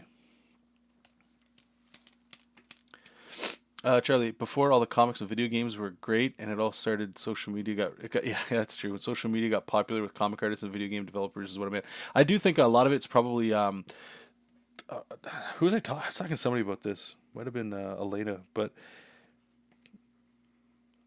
like I was born in 1982, right? So I was around when like I played Nintendo, but not that much. But Super Nintendo was my big thing. My brother and I. And there's a few of us like at school. I remember Final Fantasy VII coming out for PlayStation 2. Like I remember my brother and I pooled money to get a PlayStation 2 and we were getting jobs like our high school jobs and stuff, you know? Like I've been around for a little while. Like I've been here before in the internet. So I know what life was kind of like without this stuff. And it's so different now, man. Like I'm glad I wasn't I wasn't born like with the internet already being around in the way that it is now. Like I feel bad for a lot of people. Like I don't know how you deal with certain things. Like the world's just so much different now. And because of that, like I'm saying, like it's different experiences growing up, right? Like all the really cool games, at least that I remember, they're from people that socialized. It wasn't like remote working and stuff like that. So much that that it is today. You know, there's a lot of like there's even when I was at work, man, there's a couple people I would try to like talk to, try to find things you relate, just to shoot the shit, just to be like human beings. And a lot of people are just like they don't know how to talk, or they're robots, or they feel awkward and stuff. Like a lot of introverts. I'm introverted too, man. I'm introverted as hell. But it's odd. I don't know. I don't know what the hell I'm talking about. Now we're getting into some other stuff. Okay, so this guy's pretty much done. We're gonna put like some costume on there. The dog. I'm not really good at drawing animals, so I know it's gonna be interesting. Uh, Large is saying he doesn't have anything but to be creative right now, my man. Nimrod, welcome, welcome. You're never late. Chris, I have a Huion GT220 version 2. It's great, much better than the first. Oh, I hope so. Is the power still at the very bottom right? But I'm glad, man. I will say, when I gave that monitor to my niece, it's a wonderful monitor. Like, it's beautiful. The color and everything in there. I used to just have it on the side as a second monitor. I know it sounds weird, but it was very good. Lars, I can't wait to get my copy of Galaxies in Peril. And oh, thank you, man. I appreciate that. Lars uses the iPad Pro. Really enjoy it being portable. Yeah, I don't use mine as much as I'd like.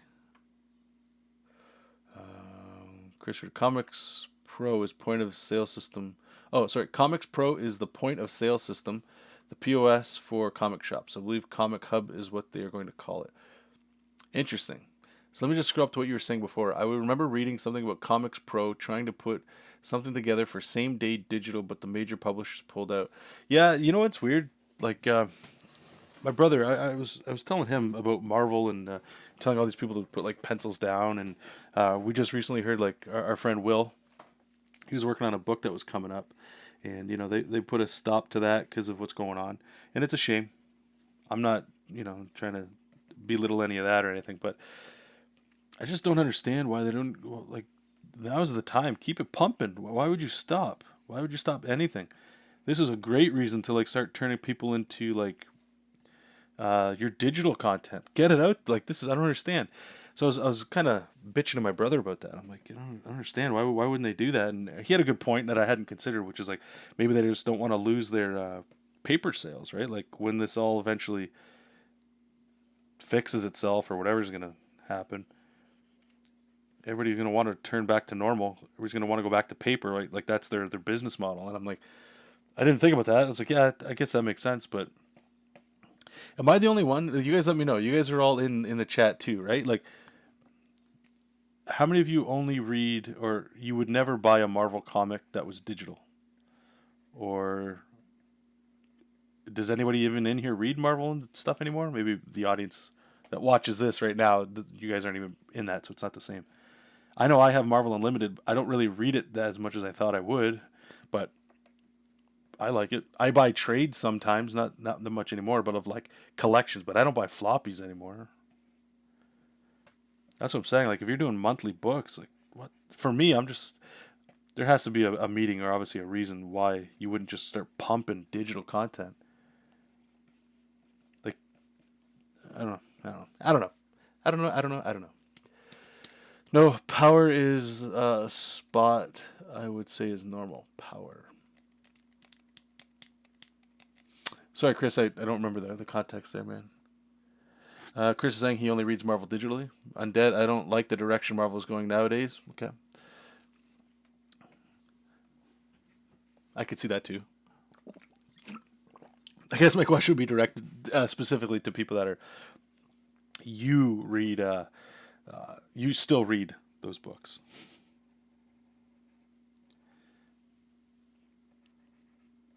Because I do again the Comicsgate stuff, right? Like I do listen to a lot of the streams from people like Ethan's stream from time to time. Sometimes they start getting into like the making fun of people and shit, and it's like I'm just there to like if you find it entertaining, that's cool. Then he's doing his job.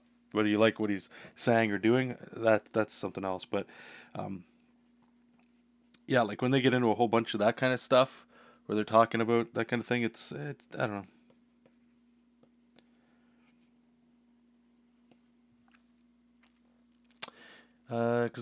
Exact same for me, says Lars. I just canceled my unlimited subscription because don't use enough. I'll buy trades. Yeah. Yeah, dude. Yeah, no, yeah. Charlie's saying it right, man. If you guys have an iPad Pro, because you're an artist in here, and if you happen to have one, Marvel Unlimited is gas. Like it looks so beautiful. You know how many screenshots I've taken from comics to save so I have my reference? It's great.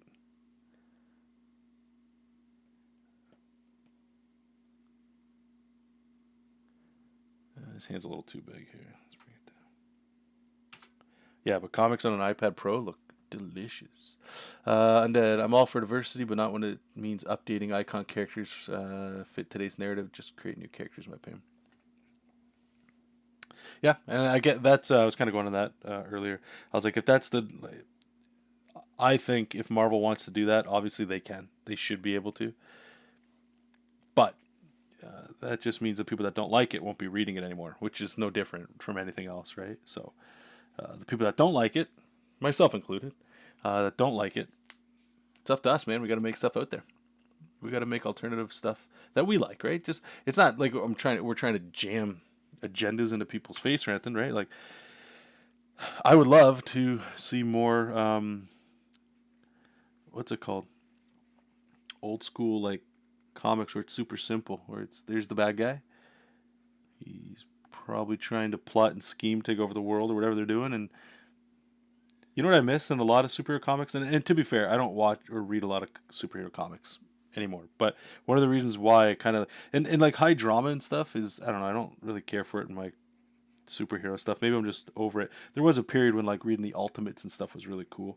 I just don't, it's just not my bag anymore. But you guys remember like Hydra agents and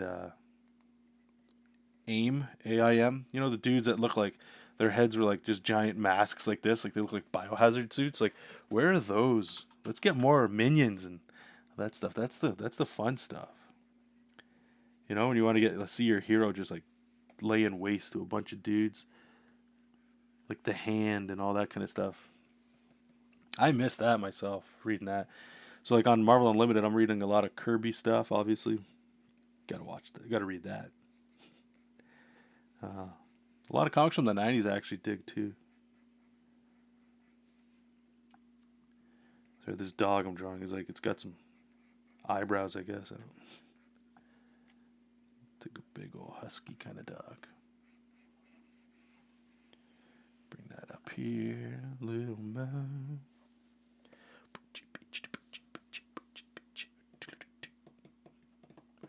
Largely the same thing with the screenshots. Aim that invented super tech. There you go. See, screen capture online comics is their best for comics artists. Yeah, well, yeah, you're right. Hey, PJ, welcome, man. Hero, welcome. PJ, I haven't really read comics regular since the '90s. Yeah, same here, dude. I pick up a trade every now and then, but that's about it. I would say that personally, I don't like.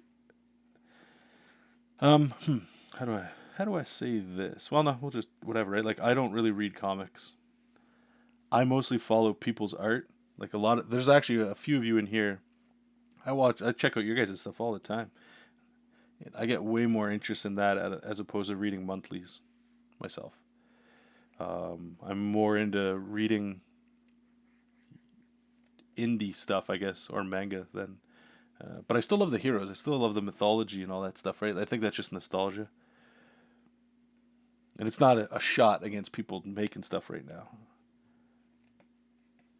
Just I think it's just an age thing, right? The older you get, your tastes change. All right, I'm totally phoning this in. Sorry, Hera, I didn't get back to you. Sorry about that, brother. I am good, man. How are you doing? Baby just went down for a nap. He's doing great. Just turned 10 months old yesterday. Whew, it's flying. How are you doing, Hera? It's good to see you still jamming out the artwork all the time, man. Huge inspiration.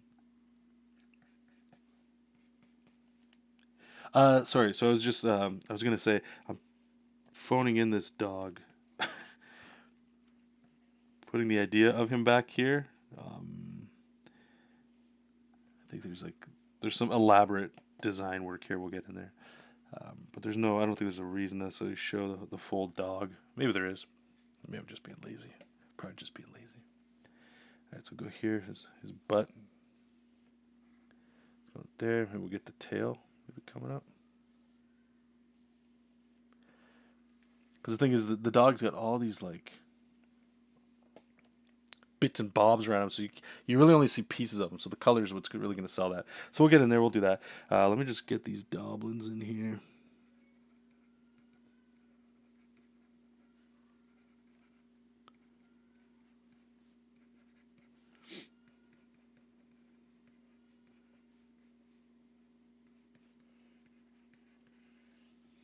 And then we're going to, for those that, aren't familiar with how I like to do this stuff, then we're going to go over with red real quick and draw all the detail, like the armor and all that stuff. Then we're getting to the line art. I'll ink this puppy up. And a little bit of color, and boom, we're done.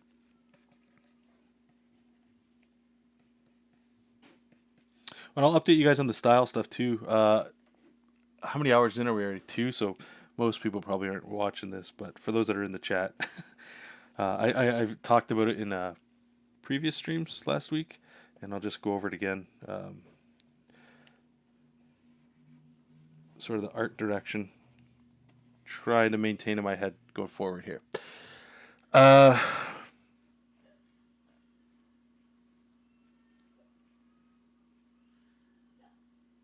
Undead saying, honestly, I read a lot more comics on the phone tablet nowadays. It's just more convenient. And it's mostly manga. And I agree. I think that's true for a lot of people.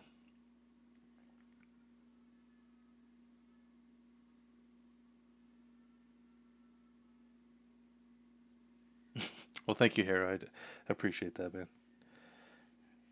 Your continual flattery. Okay. Yeah, honestly, you guys, please, just jam the chat with like websites that people can check your work out at.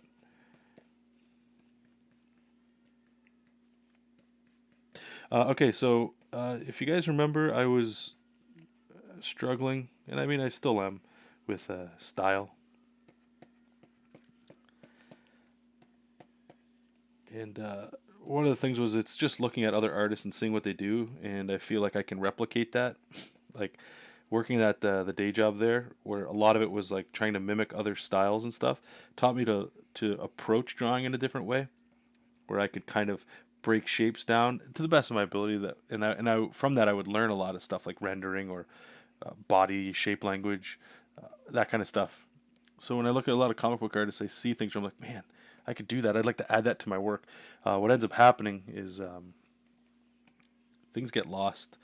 I'd say who I am or whatever. Kind of like the voice that I would have with my art, right? So what I ended up doing is I was going down the Kirby route and some other stuff, and I still think there's a lot of things in there. I learned a lot for sure,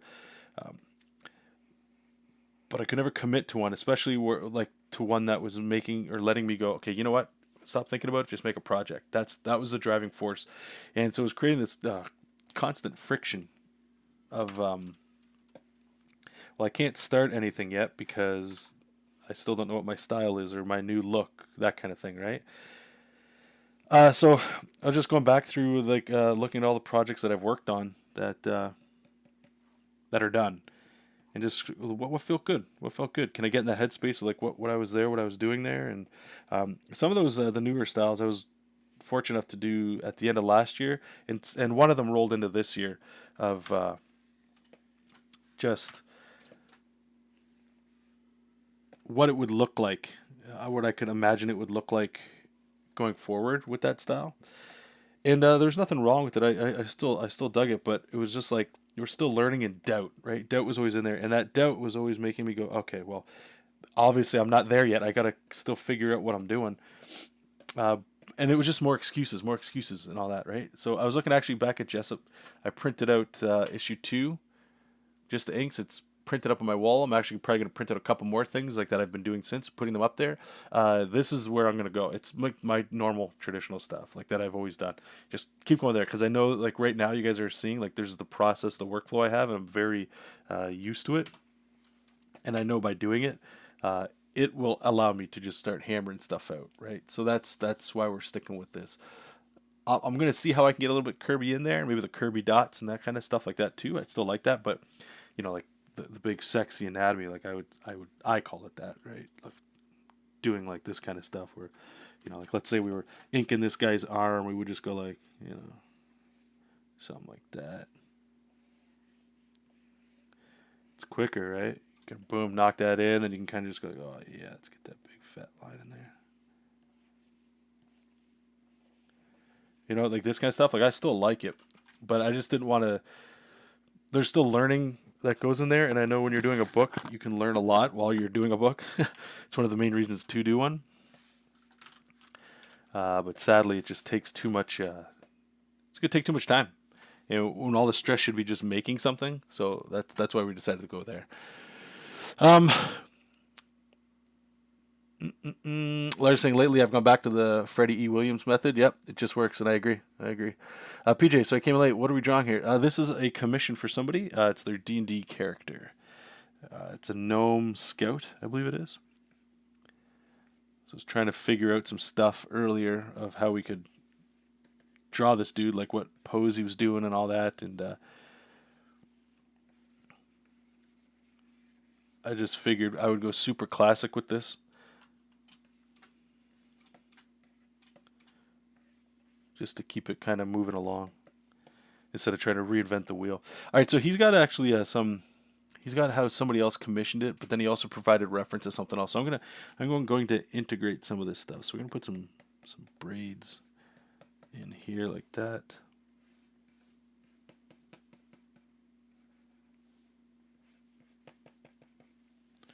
Maybe we'll braid it over here too, something like that. Hero, I honestly love your Kirby style, but your old stuff was great too. It's super Reddit stuff. Thanks, man. Yeah. So actually, here, let me show you guys what I'll be doing. What was actually the last one? I love we open up. I forgot we were talking about the Joe Biden comic. What was the last?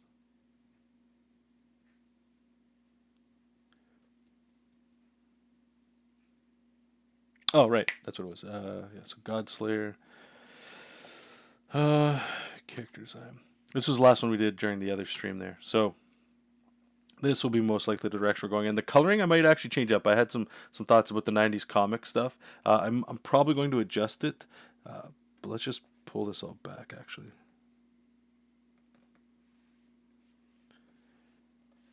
Okay. So this is like the look we're going forward here with. It's very similar to how we would always work, right? The only difference is this sort of rendering and shadowing from what's his name, Ryan Otley, that I saw some videos that he did. It melds in quickly with what I'm doing, and it adds just a slight little bit of rendering, and it adds a little bit of shadow. I don't want to go like full black areas, but I know if I do add a little bit, I'll be able to push it further as opposed to always adding it. I don't want to render the hell. This is about as detailed as it'll get.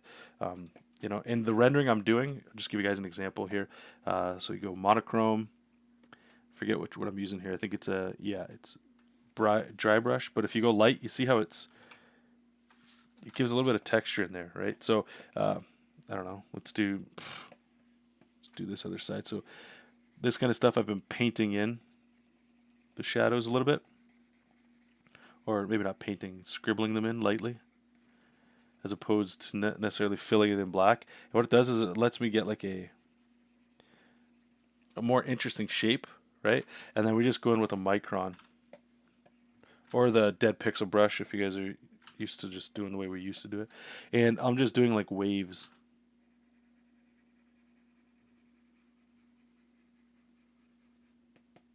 Right. You can just bring it up like that. That's it. Nothing more than that. It just adds a little bit to it, right? And the thing is, this is the trick, right? Like once you're adding color. Oh Jesus. Let's turn that off. Was it this one? Yeah. So look at a lot of that. This is my biggest beef with rendering and stuff, especially when you're working for yourself. If you just do this, it looks great. If you make it just grayscale, it looks great. Oops. Right? Like you can still see it. It's just when you start adding in shadow and color that things get. Look at that. Like it starts getting. You can't really see it as well, and especially once it's printed, it's even shrunk. So it's almost like a waste of time sometimes. If you're going with a super polished art style and like a really polished colorist over top of that, I think it's almost like a waste of time. So that's the sort of the balance I'm going between the two. Is trying to find that. Okay, how can we? And we're going to do that with this one too. But that's the look going forward with all this stuff. The dude in the front, PJ says, looks like one of the bad guys from JESOP. Oh yeah. I'm sneaking them in. I'm putting Doblins in here. That's just for me. It's D&D, right? So you can put any kind of monster in there. Excuse me. Okay. What else this guy got going on here? So he's kind of got like some S's here, I guess.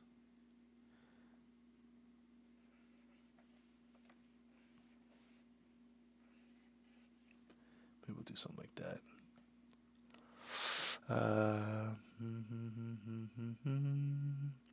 Lars, I can never learn to do the heavy black rendering. Now I just fix things with color.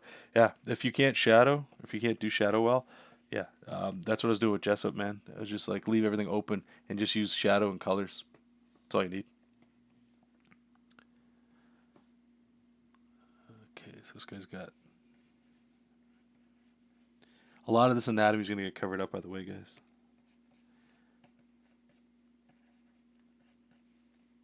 Like the '90s artists and stuff, like, well, really anybody that does a lot of heavy detail ink work that works in comics, it always looks good, and I have nothing against them. But I just feel like their artwork always looks better when there's less color on it. So I would argue the more detail you put in something, for me, just aesthetically, I like it more so when it's not. If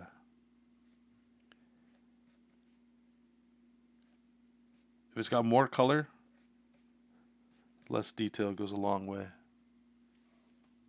What this guy got? He's got like these. Right, let's get these shoulder pads.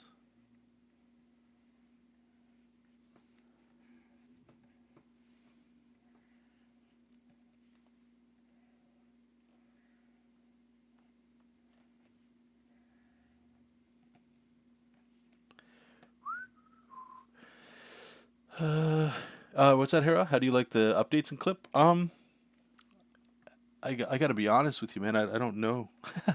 I don't know what the updates are.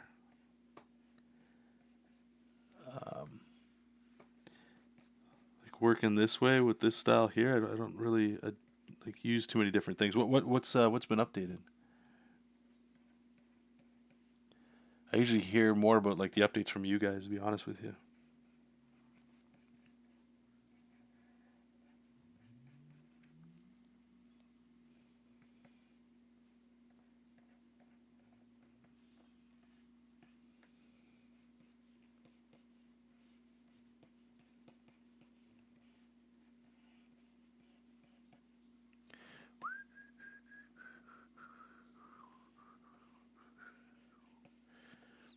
Was it a chain or something? I don't know. I'm gonna ad lib some of this stuff. I don't like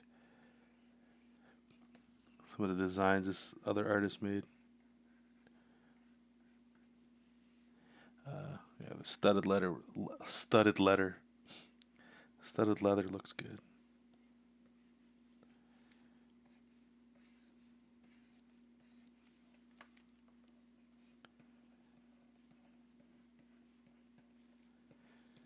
It's tricky, man. D&D characters, like people like to get like blinged right out with these things, all the details that are in there. I don't know. I don't think you need them. I like to bring a little bit of the comic book in here, where it's like you can. It's like one of the rules of comics. You can break if you want, but you can kind of get away with it. Like characters look simple because you have to keep drawing them over and over. It's like an animation thing. You got to draw something a lot, make their design simple. If it's for like a video game or a movie where you only have to model it once, like yeah, go detailed. And I feel like a lot of these D&D things, that's what it is. Like people just start jamming in detail. All right, so there's like this is his bow hand. So we're gonna do something here. It'll look like that. Uh,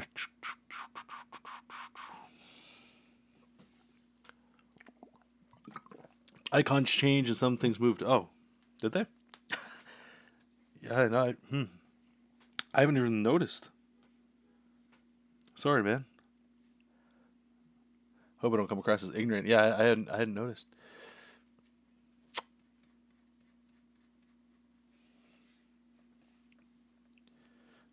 Okay, so we're gonna get like a belt going here.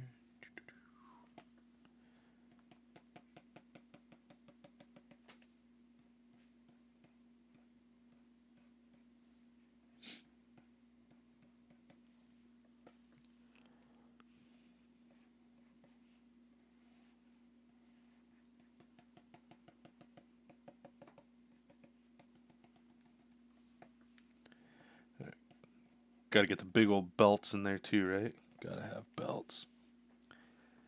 All right, if we're gonna bring in some comics, gotta get those belts in there. Some of the icons, even though they look almost the same, they throw me off because they're slightly different. You know, when you have a workflow that, yeah, that's the that's the worst. Lettering has been overhauled. Really? Let me check that out. Lettering.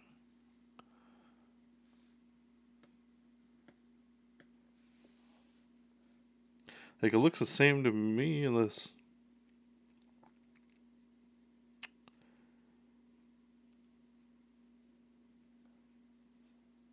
I don't know. You know what's gonna happen, right? Like once we start going with or going a little bit harder on Godslayer, like that's when I'm gonna start noticing these things because a lot of the comic stuff I haven't worked on since JESOP.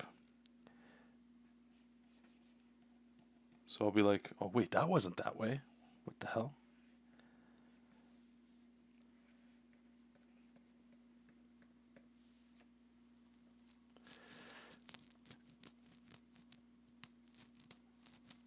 Oh, all right. Dennis, really dislike the new color scheme that came with the previous stuff. The color scheme. What color scheme? What? I feel like I'm missing so much. Did I not update? Let's see.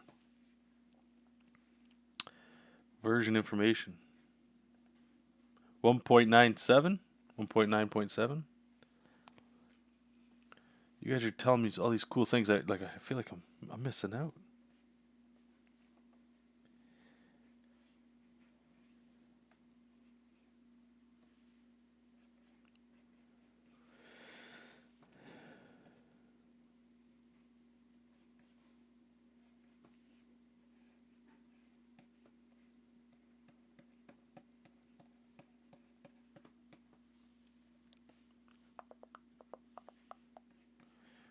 Alright, so we're going to go in here.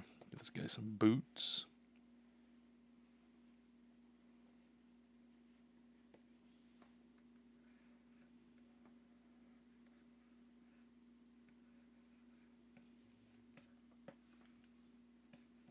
Yeah, we'll figure that out. Okay. Now, he gave him a sword on that side. Looks like I updated, okay. 1.9.9. Okay, maybe that's it. Maybe that's why I'm not... That's all good. That's probably why I'm not seeing some of the things you guys are talking about. You're making me not want to do it.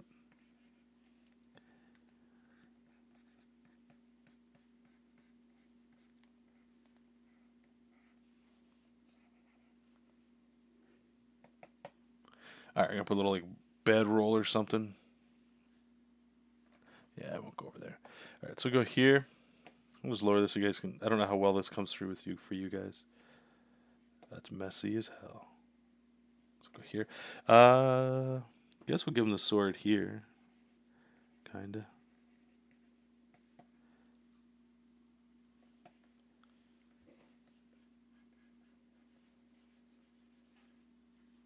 Something like that. Okay, and then the dog's going to have a whole bunch of stuff that I can figure out when we get into the line art. No big deal. Okay. So let's make a new layer, and all I'm going to do... You can do this with masking. Doesn't really matter. I'm just drawing with... Or filling in this big fat autofill brush. Just fills it white.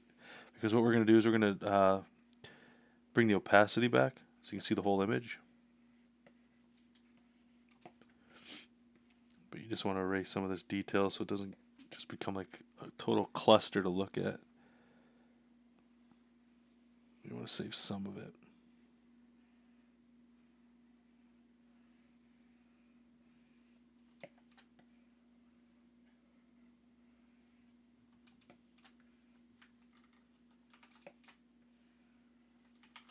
Alright. So there, if we remove that, so now at least we can kind of see that costume a bit better. Alright, let's do it. Let's get into it, finally. Hours later, eh? Jeez. Lines. Whoops. Oh. Line art. I think we'll start with the face, too. Hey, Troy. Welcome, man. Thank you.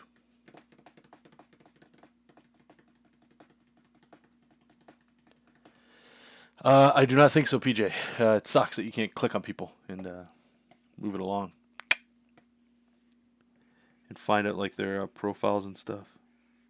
You would think you'd be able to. Especially on a place like YouTube, right?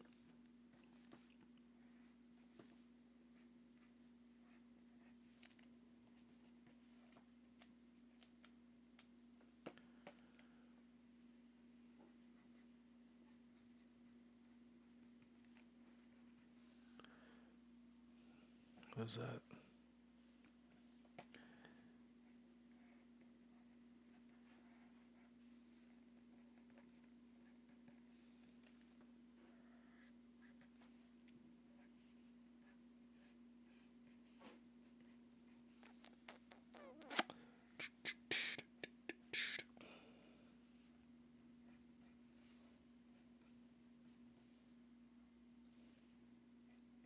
Give him that meat, you know, around the lips there.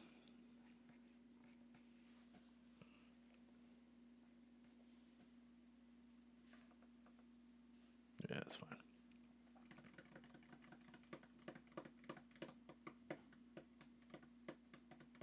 Hey, all right, thanks, Kennedy Hawk. Actually, Kennedy, if you want, I don't even know how many people in here actually.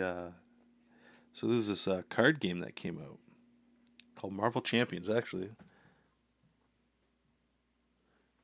Let me grab it. I haven't broke this out in a little while. Here. Sounds like there's all kinds of goodies in here. This guy right here. It's going to be flipped. But this, if you guys are interested in card games, I got to get a better webcam, man. This is gross. Let's put it in the back. I talked about it. I think I posted on Twitter, Instagram and stuff.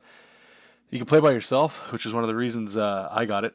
I like Magic the Gathering. I like a lot of those games, but you need people to play with. This is a great solo game. You can play with other people too. It's Marvel, right? So you get all the cool stuff. But anyway, check this out. Cool game. Oops, I'm all over the place. There you go. So anyway, Kennedy Hawk, he runs I'll just say a podcast and a YouTube channel. If you're into that game, go check out his content. Post your link too, or your address, so you can check it out. But he's commissioned me to do artwork. I'll bring it up actually in a second for the hosts on the podcast show, which was awesome. I really dig your show too, by the way, man. So thank you for asking me to help participate in any way I can with that. Let me bring him up here, actually, so you guys can check it out. So we made some superhero versions of them. They're actually a lot of fun to do. So we started off with this here. Character designs, right? So this is the 3 right here. So here's Kennedy right here with he likes the Hawkeye. So he tried to do like the Hawkeye build, and he was talking. He's always got kids around him, so gotta have a baby Hawkeye. Lester, he's like a shepherd. I think that's his real job. It's actually pretty cool. And you know how hard it is to come up with a Canadian outfit? It's tough. And then Crimson here, this guy's played a lot of TCGs, so I wanted to put like a whole bunch of cards on him there. Anyway, so we came up with that, and then we'll just open all these up here so you guys can see them. Again, I'll draw in the similar style that we're doing today. The only difference is with this one, the shading actually I put on there, I did a little bit different with it. I went a little bit thicker. Just give it a more. I was trying to go with a more bold look, where it would look like it would, where it might look more comic booky. I think a lot of people, when they think of comics, it's heavy blacks with stuff. So I wanted to make sure it was super clear. So yeah, so we got some of the cards on here. You got the Black Lotus, the Luke Skywalker. You got to have the foil Charizard, right? So yeah, so we got that. Anyway, so I think we'll be streaming it too when I get to it. It'll be later. I got it scheduled. I don't know if it's this week or next week. This was a lot of fun. So we got the 4th character that we're going to be doing. Yeah, so you guys can stay tuned to that. Yeah, it was a lot of fun, man. Oh,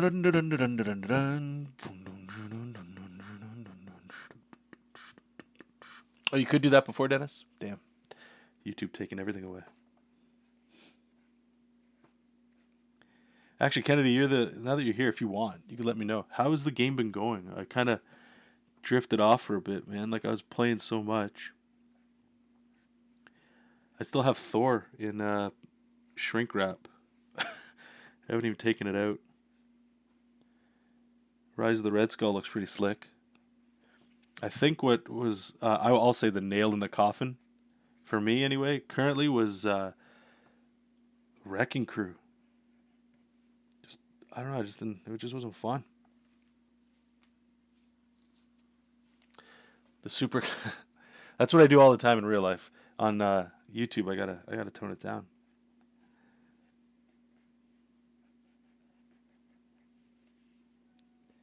All right, so we're just gonna hatch in some braids. So this is again what I was talking about a little earlier about the style thing, like why this to me is the right call to make, is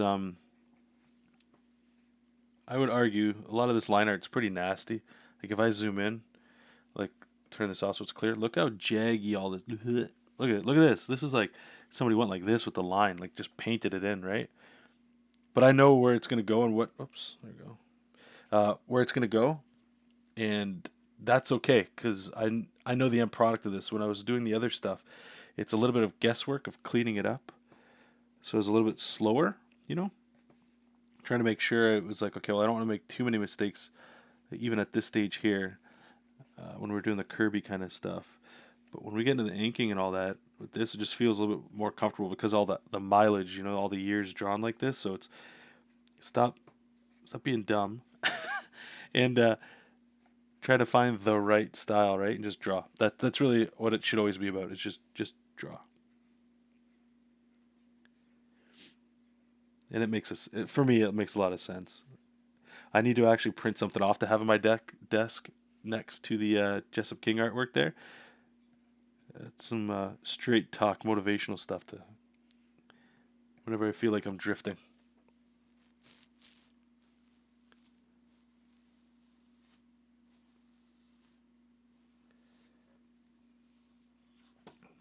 Let's get this reference back. Okay. I think what we're due to, what I was talking about earlier with a lot of the D&D characters, you can get a lot of like trinkets and toys, right? So this is gonna work great. We're gonna go in here. It's gonna suck for coloring because it's like additional features to put on here. But we're trying to sell the sizzle here, right? We're not selling the steak. We're selling the sizzle. And what the hell does that mean? What am I talking about when I'm talking about selling the sizzle? Well, we got to think a little bit like business people when we're doing this art stuff, right? Hopefully this leads into somebody else going, hey, that looks slick. Could you draw something for me? That's the sizzle. That's what we're trying to do. And sometimes that person that wants to get you to draw something, sometimes you just do something for them when they already commissioned you. Like, the cat that I'm doing this for, he might like it so much, and he goes, damn, how about can you draw my friends' characters? Or their friends see it and they go, man, I like that. I need to get one for myself. You see what I'm saying? You gotta play that game. You gotta do what you can to sell the sizzle. Okay, I'm too zoomed in here.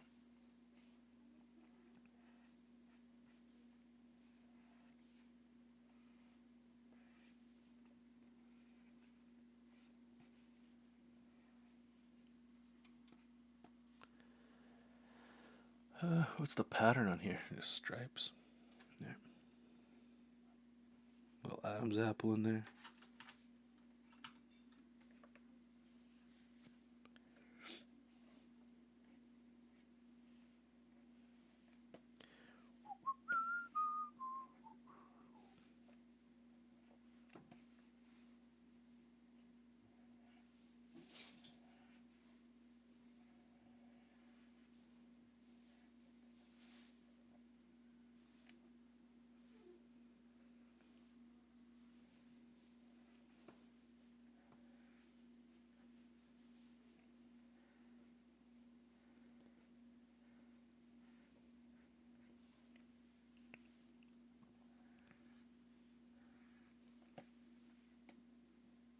Oops.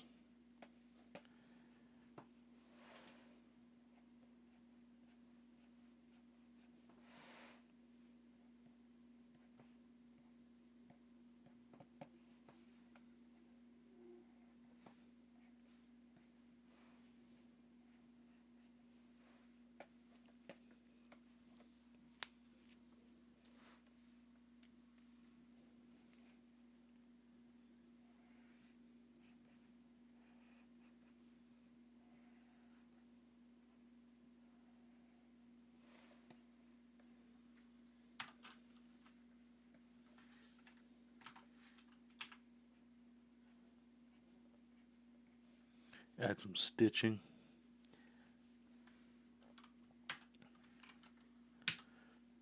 Like we can just erase like that, maybe. How's that look? Yeah, could be alright.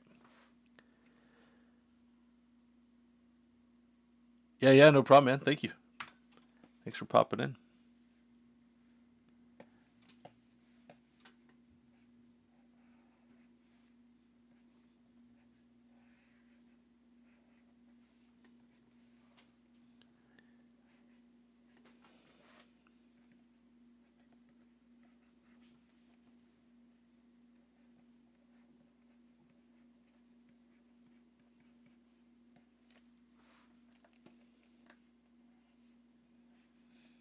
Actually, just realized I forgot this guy's bow.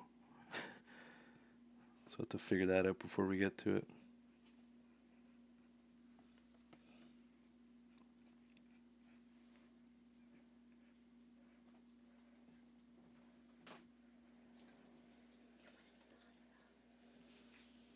No, I'll get it later. Like when I'm done. Do you want me to make it and you eat it later? Does it take a while? This is pasta. Like microwave? Or is it in the oven? Oh, oh, sorry. I thought you were talking about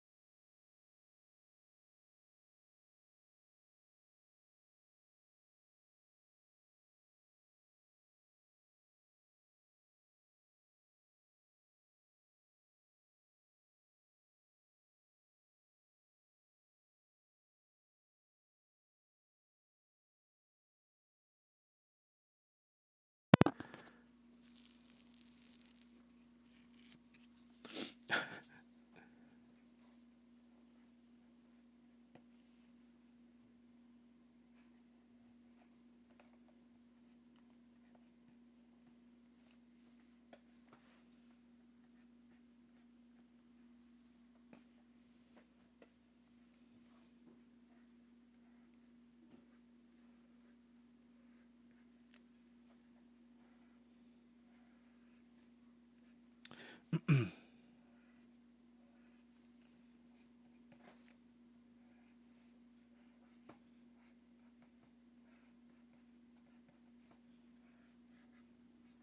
this guy nice and ripped.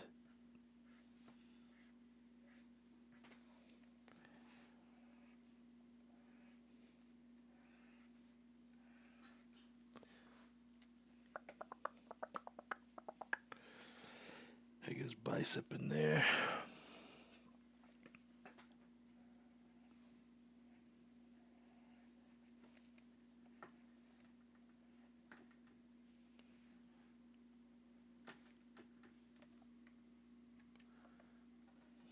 What are you doing, Jessup?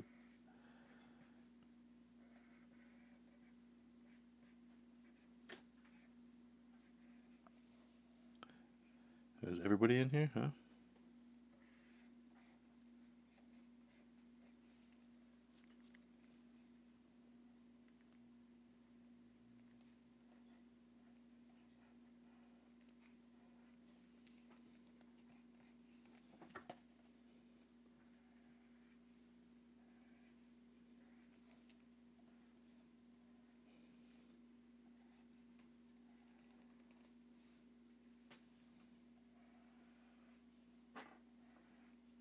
How's that? Yeah, it's fine. Okay, give me 1 second here, guys. I gotta let the cows out. The cats. Okay, what are you guys doing here? Come on. Everybody's freaking out. Come on. All right, there you go. You leaving, Zelda? Okay. There you go. All right. Oh man, how long are we going here? Two and a half. Ugh. Oh. All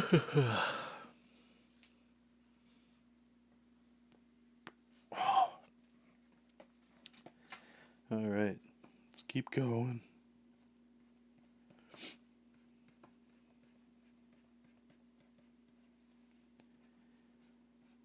Yeah, details can be a lot of work. I'll be honest. I feel like you can BS a lot of them.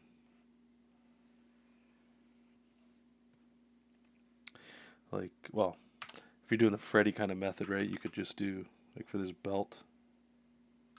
Now we're gonna need a silhouette. Something like that. Oops.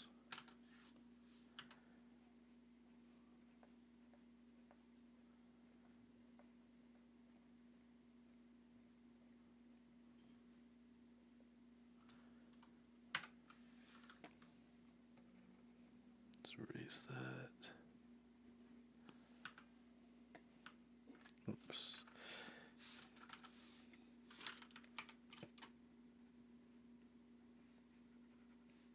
Just to make like the belt loops or whatever.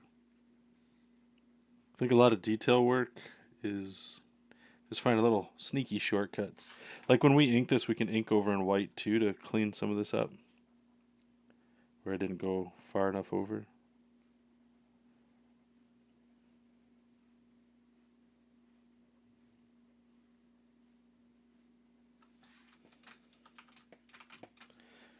And we can clean like a lot of it up to add more detail as well. It's a lot of flexibility working like this.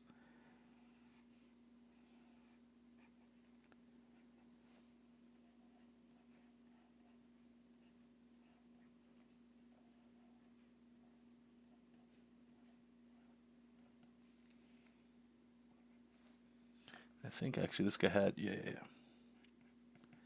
I like putting this stuff on D&D characters where it's just like, they look like a bunch of Batman pouches. They're just things on the side. It just breaks up the shape. Just adds a little extra spiciness to it.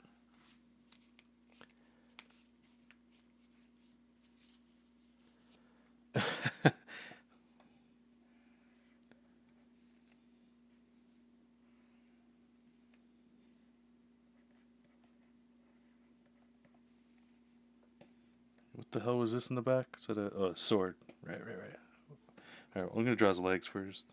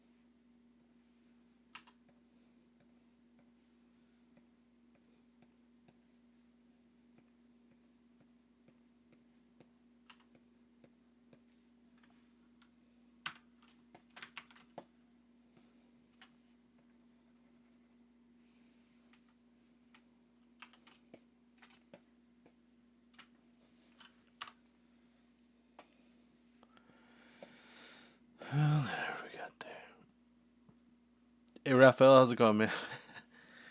Quality television, eh? At its best.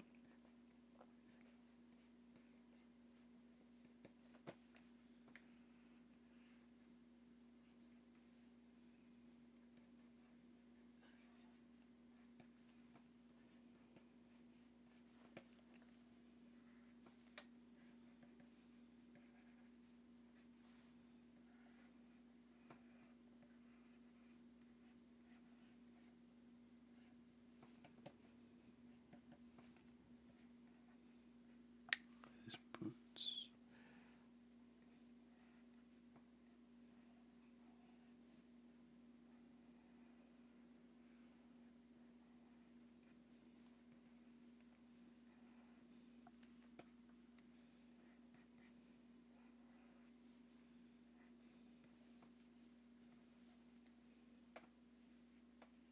Boom, ba-doom, boom, boom, boom, ba-doom, ba-doom. All right, guys, we're running out of things to talk about here. We need discussion topics. Need some help. What do you guys want to talk about?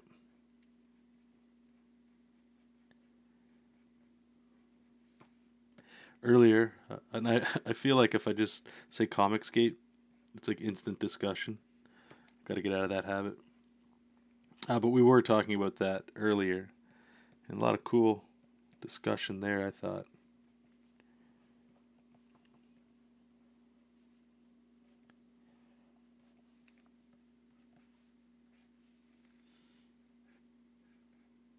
You guys playing any video games or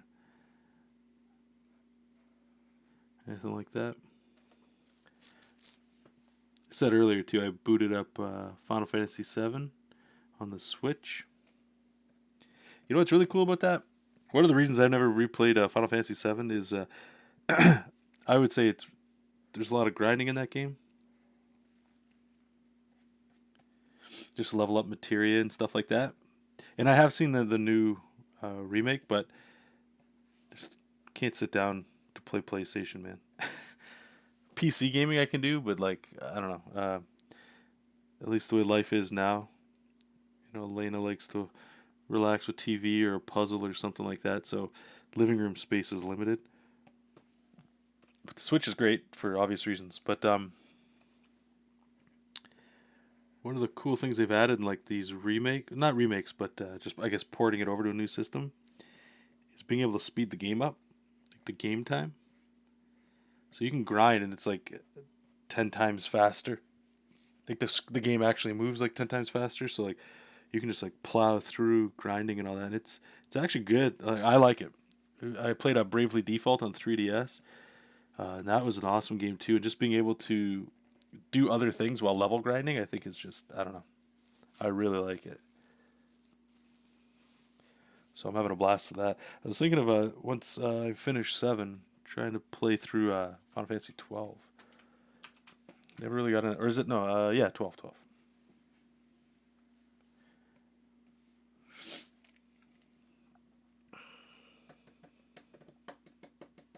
How has your video game life been? You mean just playing games? Well, outside of what I just been talking about, nightly it's been almost playing Call of Duty Warzone with my brother, or just even going solos. I'm a big fan of that game, battle royales in general. But I feel like I'm starting to run out of steam on it, just like it usually goes. After a while, I'm just like I become aware of, my God, I'm playing so much of this, even though I don't play a lot. But like at the end of the night, you could be doing other things. You could always be doing other things, right? But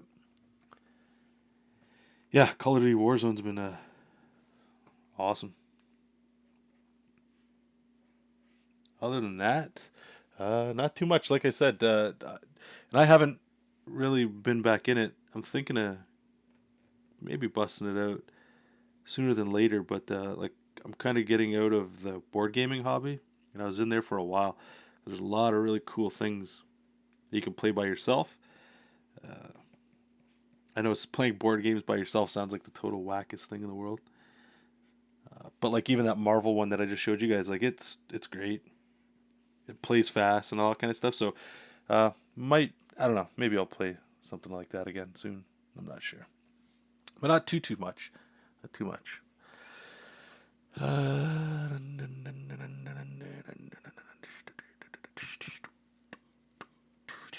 When are you starting up the standard again? I feel like it's due for. I don't know. I have a suspicion, and this just might be like I'm not trying to talk smack or anything, but I don't know if John and possibly the whole comic, not the whole, but like some of the people at Comics Tribe. I don't know if I align politically with a lot of what they say, or like even just asking about Comicsgate, we'll say, like how I kind of talked about that earlier. Just certain things, I don't know, I just get vibes, and I could be totally wrong on this, but I don't know.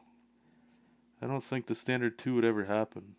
Although I still think, and I've said this before, I think the standard definitely needs an update of even like a prequel or something where we actually see superhero stuff. Not like, I would say the standard's more along the lines of The Watchmen. And in retrospect, that's not my strong suit. Like I like action and powers and epicness, and there's a few fight scenes and stuff in that book. And I'm proud to have been a part of it. I don't want that to come across. I hope it doesn't come across that I'm not. But yeah, I think if we could go and add more like another version of like more superhero stuff, or even just when Gilbert's an old man, I was really hoping to be able to see some old man superhero stuff, like more so than what we saw. So, but again, what I keep saying here is I don't know. I have a suspicion, and I could be, and I'm probably wrong. But I don't necessarily think bad blood, but like I don't think I've done anything to go and attack anybody, but just might not be, you know, um, might not want to work together or something like that, which is fine.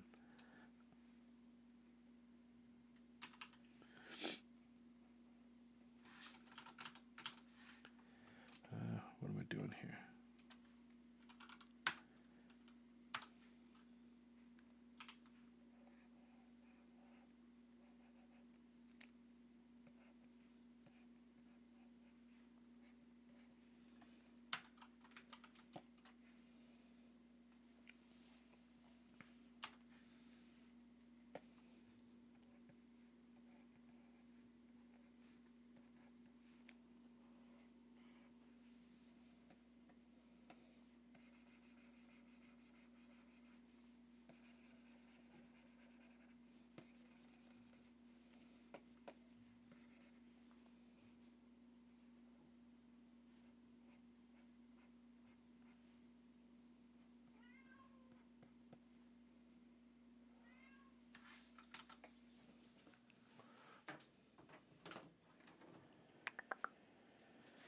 Coming into? Is everybody back?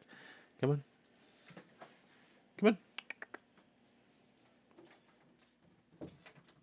It's just gotta stay off the keyboard, okay? Can you do that? Can you promise me that?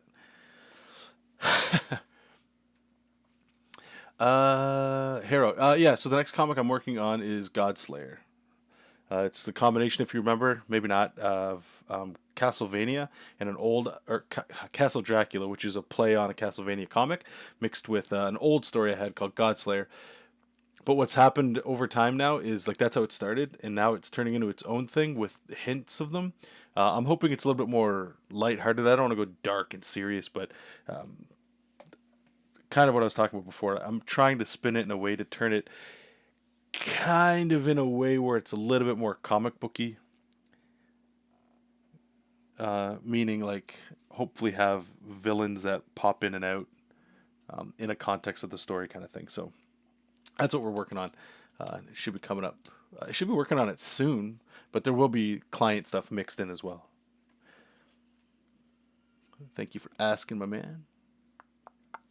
Raphael, I used to do that on those old GBA emulators in Pokemon. Yeah, man, spacebar full throttle through the game, dude. Like it changes how I play these games. Like I almost if an RPG comes out that has it, it's like I want it in every one, and if it doesn't have it, I'm like, oh man, especially in level grindy games.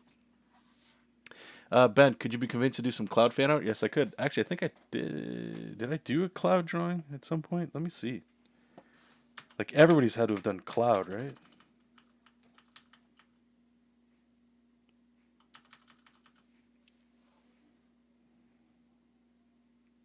I know I've done something.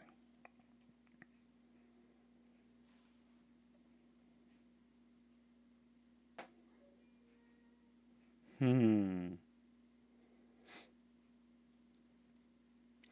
You guys have ever drawn something and you get asked about it like I just was, and like in the back of your head you remember it? Like this faint image of like I know I've done something and I kind of foggily remember. Foggily, I'm making words in that too. Like I remember it because I'm pretty sure it was like a profile picture or something. It was like the total cheese way of drawn fan art, or it's just sideways. This game was great too. Radiant Historia. Did fan art for that. Look at that. 2012 screen tones. Yeah, yeah, yeah, yeah, yeah. So bad.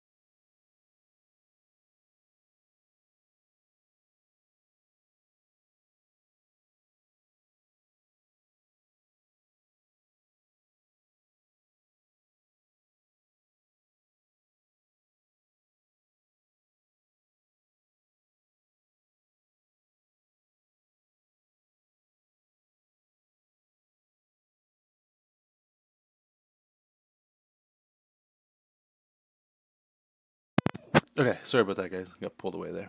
What was I looking for? Yeah, cloud. Um, I know, I did something. I can't find it, but yes, I should totally do some. I know there's a couple other artists actually that are doing Final Fantasy stuff right now, so maybe I'll jump on that bandwagon. We'll figure it out. I haven't had anything added to the store lately, so maybe we could do like a. They're a little bit more detailed, but like a Final Fantasy print or something like that.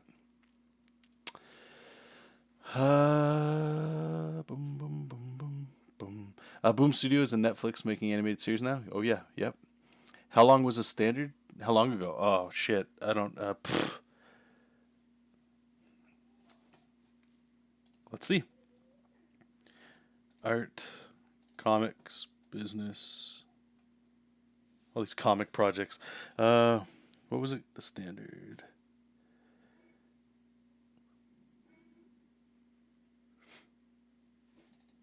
This is 2008. So 12 years? Sounds about right. PJ, speaking of board games, did you ever finish the Gloomhaven Chibi art set? I did not. I'm sorry. I actually have. Actually, here, let me show you. I think the Mind Thief was the next one. I believe. Maybe it wasn't. Where's it? Board games. Brute, Craighart, Spellweaver. Where did I have? Wait, I might have it on my Google Drive. Chibi.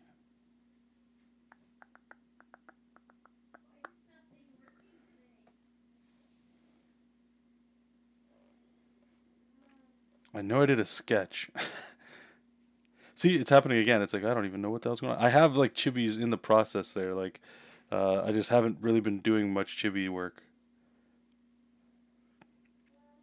Like, there's the Joker here we did. I think this is as far as we got. I think it's or no, yeah. I started doing the line art for the Joker. This one's like almost done. That's the thing. A lot of them in like these stages. There's that. Like, there's like a Ninja Turtle, some other ones. But no, I haven't. I really should. Lars, yes, I hate prequels, but it totally makes sense with that standard, and he really believes in that. Have I tried any vegan cheeses? I have. Most are pretty miss for me. If they're added to things, then it's a little bit easier to eat. But I can't just like break off a chunk and just eat it. PJ, that's what happens when you press control. Yeah, well, Harrow's got a job too. Cloud's gonna go everywhere, man. It's probably on Twitter somewhere. Might go to. Okay, thank you, man. If you can find it, that'd be awesome. Forget about the cloud drawing. Let's see selfie with you drawing. Okay. I wish you retired the Mind Thief instead of the Plague Bringer. Oh, awesome, dude. No, 12 years sounds about right, man. It's been a while.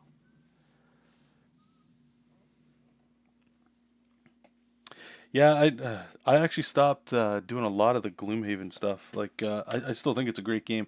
I'll call an ex coworker only because I don't even know if our jobs are or my job's still going to be there after all this is done. But he it doesn't matter the background story, but Gloomhaven became like his favorite board game of all time, I guess, and that's great. I started to get a little old of it myself. It just started feeling I think the gameplay itself is fine. There's nothing wrong with it. It's just my life at the time. With Alexander being born, it's like I don't have time to. Well, maybe that's not right. Maybe it's not that I don't have time. It's just a change of like I don't even know how else to say it because I can't currently say it. It's like when we have different routines now that we've got a baby, right? So you got to take care of him, clean up when he's in bed and stuff. And by the end of the day, you've only got a few hours at best to do something. And even on weekends, there's no difference there because then you're just catching up on stuff that you weren't able to do during the week. So it's like just the amount of time that it takes to play Gloomhaven just disappeared. And when that happens, for me anyway, I start drifting away. And then every now and then it'll creep back where it's like, oh, okay, I guess I got time to play again. And then just thinking of setting it up is just like, ugh. So what I was doing with Gloomhaven anyways, I had like all my character sheets and the decks and their items all set aside. Kind of like actually here, I'll show you guys this. Like this goes back to the Marvel Champions thing I was just showing you guys. This is the way I like to do it because I don't have a lot of time anymore. Hi. So I gotta get this glove off so you can see it. So I just have like something like this. It's just like a little ordinary box, and when you flip it open, it's got like it's just easy to quickly grab this and play a board game, right? This is just that Marvel Champions game. I got my Miss Marvel deck. I don't know what the hell I'm showing you guys this, but it's something similar to this is what I was doing with Gloomhaven, where it's just I would have like a couple of these where I could just grab them and then put them on the table in front of me, like my desk, because I don't have a lot of space to play anymore. There's a whole bunch of crap behind me. And yeah, so I would just have it on the desk, and then I would use a tabletop simulator, and you could just load up all the assets in there. So what I would do is I would use tabletop simulator to take up all the tile space and all that, and I would just use the cards in the leveling up, so it still kind of felt like I was playing it, and it was fine. It was just I don't know, it just felt a little bit more like it's just not that fun, I guess, if that makes sense. Oh yeah, no, yeah. So that's exactly what it would do, PJ. Yeah. So right in front of me was my two or three party character party, two or three character party. On this screen was Tabletop Simulator running the board game pieces, right? And then on my Cintiq over here, I had damn, I forget the name of it. The help wrap that you're talking about, where I could just plug it in, and I wouldn't need all the monster sheets or the decks or anything. It was already taken care of, and that was good. That was a lot of fun. All right, so this dude's like pretty much done, right? Like, looks good. He just needs a bow, and we gotta like here. Actually, let me shrink all these layers up. That's crazy town. Don't need that many layers.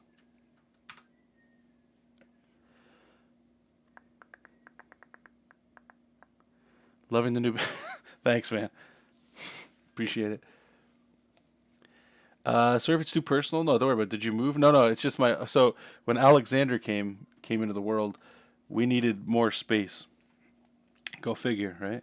Uh, so I had to condense a bunch. I don't even really have a lot of comics anymore. If you guys see, this is all my trade paperbacks and like other books back here. I can't even see what I'm looking at. Um, that kind of stuff. And then all my floppies that I had, they're in the attic. I didn't have a lot, just one long box. And then I got rid of everything else. And then over here is more like storage, and it's where I'm in right now. It feels more like a storage room slash my own space, and I don't really have a lot of space in here. Our house is rather small, but up here is just like some stuff, and then it's like all board games, and I got to get rid of a bunch of this stuff too, or at least put it away. And then there's like things right here, like the cat's on. This is my shipping station. Right now I got stuff on it because I haven't been shipping anything lately, but it's like my paper, my mailers, trimmers and all that stuff. And there's another shelf over here with like all my traditional tools and all that. And then we're on the standing desk here. So there's not a lot of room. So it looks a lot more messy here. But like in previous ones, I used to be in different rooms of the house. I've slowly been moved through the house, through a couple rooms into here.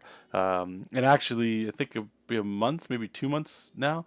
Elena and I, we switched bedrooms with Alexander. So now he's got the biggest room in the house. So we've got, I'd say the second one, the second smallest one, but it basically fits our bed and like a dresser or something. But the reason for that is now he's got a whole play area that he can play. So that's that's what's going on right now with all this. Have you ever tried out the built-in pose model for? I have not. I've seen some cats use it, and it looks pretty good. It's just no, I haven't yet. I think I should though, just to mess around with it, right? Okay, so we're gonna make a bow. I'm gonna turn my stabilization up to like, what's the max and go? 100? Okay, how slow is that? That's perfect. I need it nice and, oh cool, nice and smooth because we're gonna run our what's it called? Auto action with it. So how does this bow go? Comes up like this, something like that. Yeah, yeah, yeah, yeah, yeah, yeah. Okay, and let's put it in his hand. So something like that.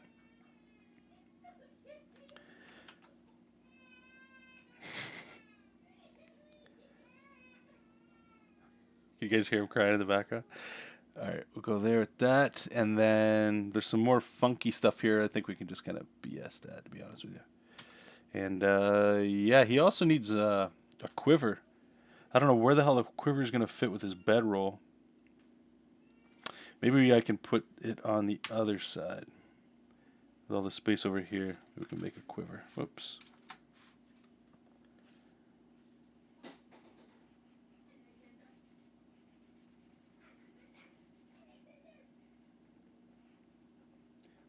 that.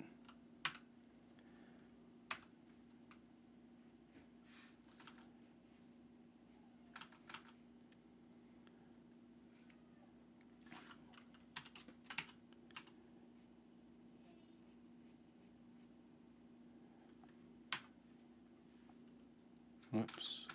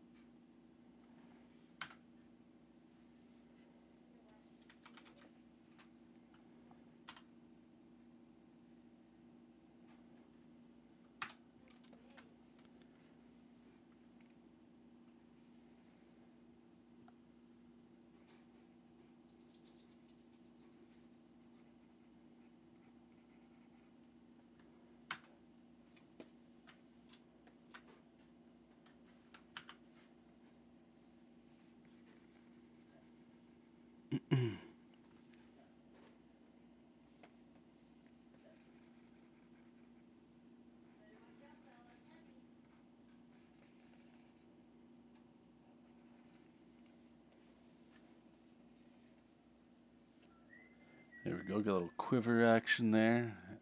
That's actually bothering me right here. It looks like it's going right into his head. Should be alright.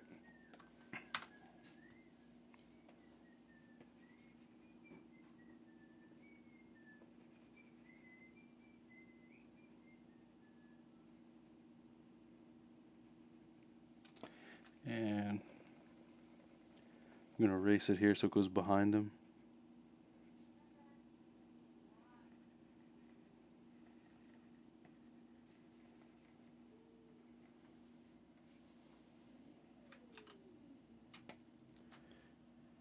Yeah, I'm going to have to change some of that there.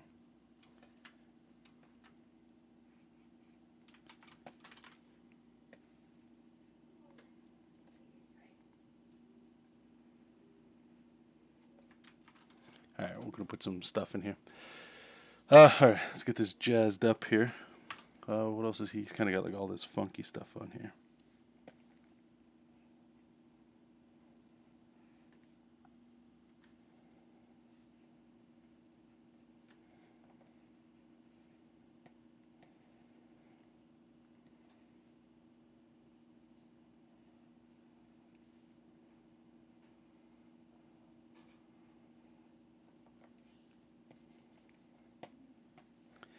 I like putting like these little ribbony kind of things on here. To me it always feels just a little bit more like ornate, or it's got you know, just like a little magical property to it a little bit.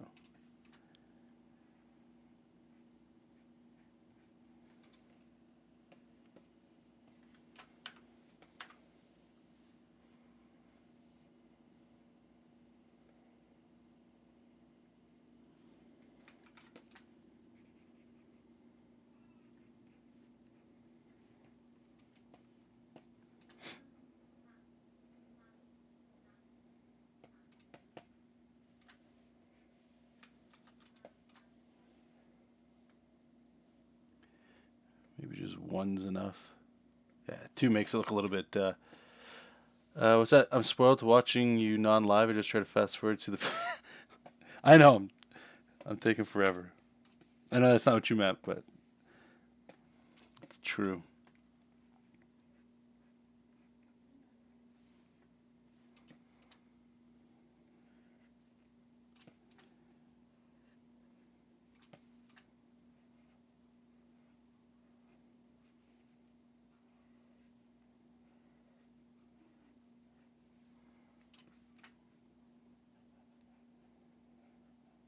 Little diamond or something here. I don't know.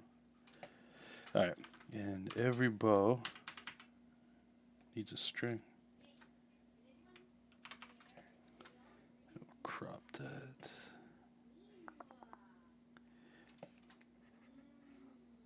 I think I'll actually keep it in front of the hair like that. Wait, does that make sense? I see what I'm looking at over here. Where it's going. So if his hand was like that, going through the hair, might look better behind it.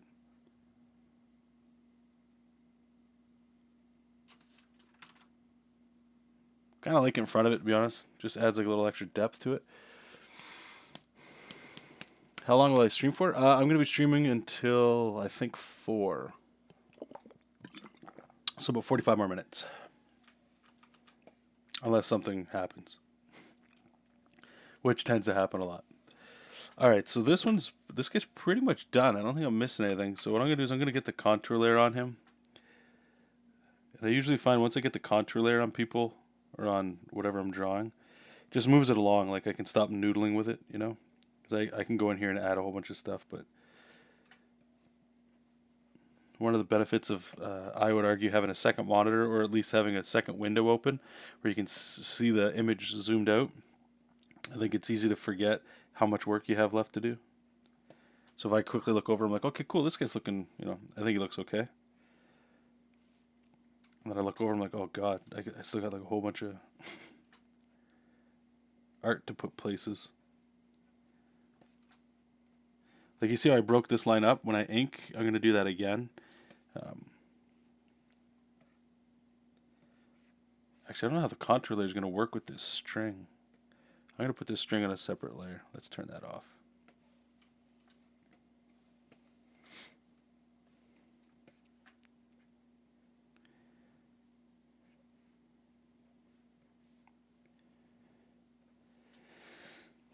Okay, go in here. Close all the lines.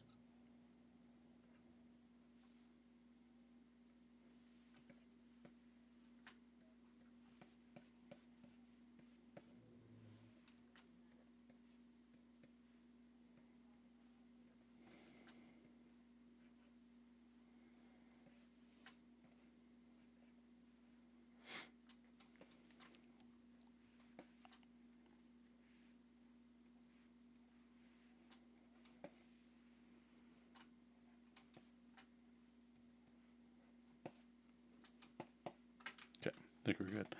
Alright, so we're going to grab our wand tool. Make sure nothing's inside anything. Cool, cool, cool. Go here and then we'll run our action. Move that to the bottom.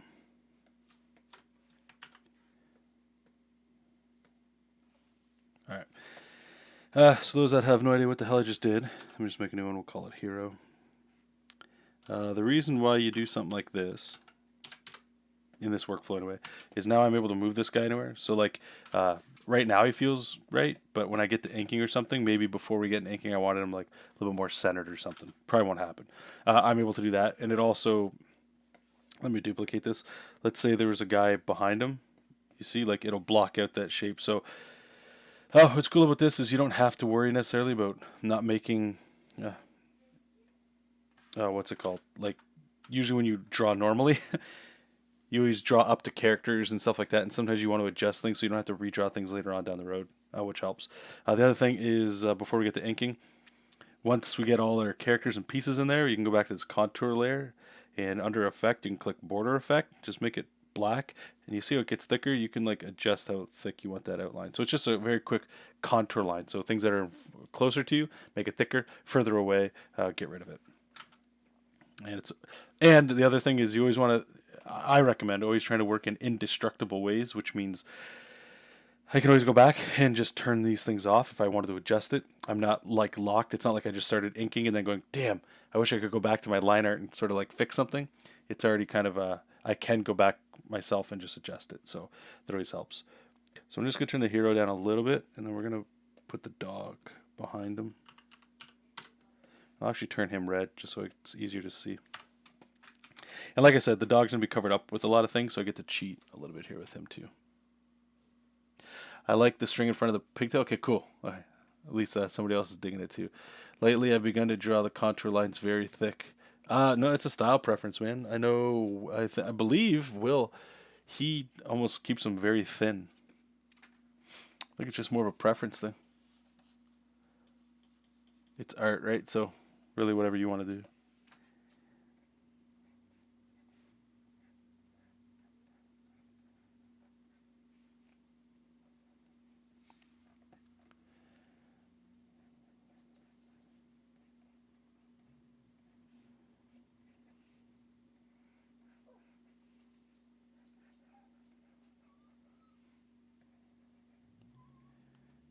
carry this mustache from this thing over on the other side like that.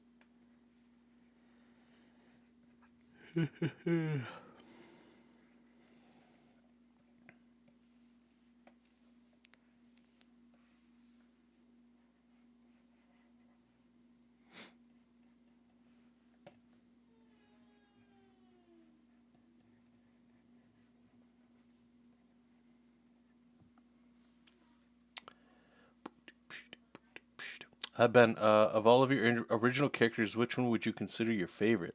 Boom, boom, boom, boom, boom, boom, boom. Lars misses that action. Procreate so much. I know. Procreate's really good. I've messed around with it. I like it a lot, but it's like Photoshop and Clip Studio. There's certain things, like especially with comics, man, where you can shorten things up to speed things along because you got so much to do, or even illustrations, really, right? Like I guess just the argument would be just for art in general, but I'm with you. Once you have these things that save time, it's hard to. It sucks when you lose it. But of all of my characters, which one are my favorite? Oh man, sorry for the audit. Is this Can I get away with the dad or the parent response by saying I love all of my children equally, just different?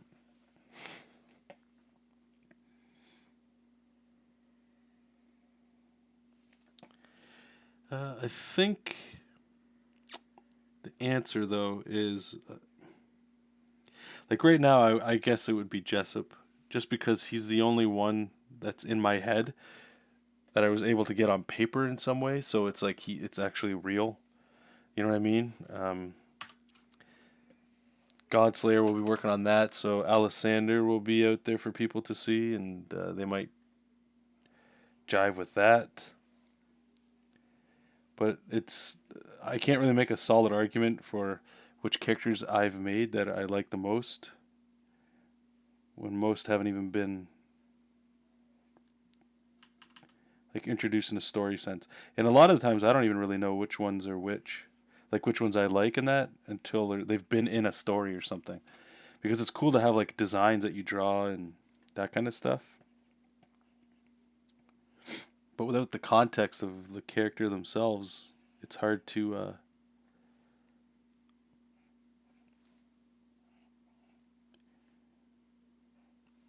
I don't know, it's hard to see them in their full potential, I guess. If that makes sense. So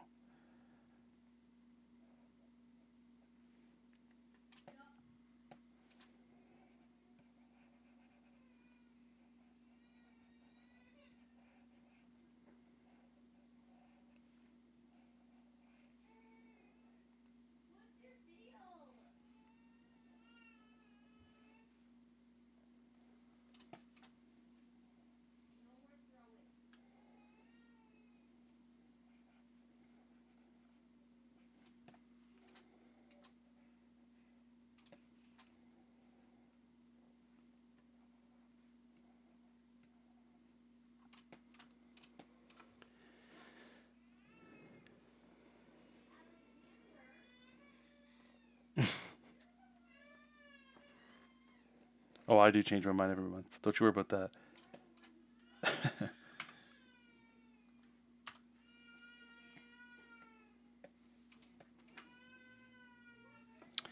Actually, I wonder if we duplicate this, if we can. Oh,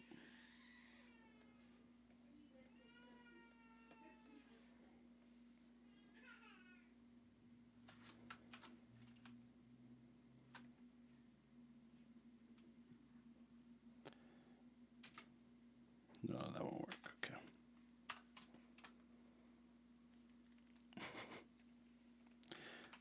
Lucky you only got one kid. Yeah, man.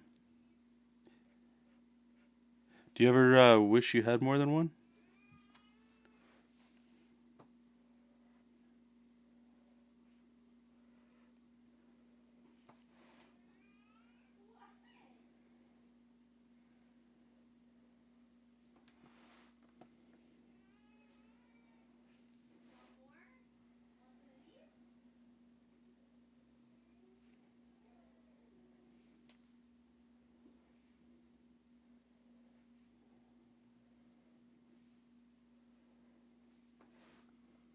Trying to get some ornate stuff going here. What time is it?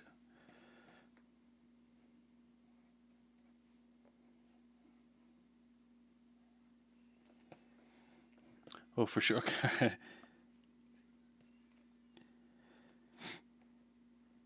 So I've only got one too, and I remember Elena and I would talk. It's like we gotta have two, right?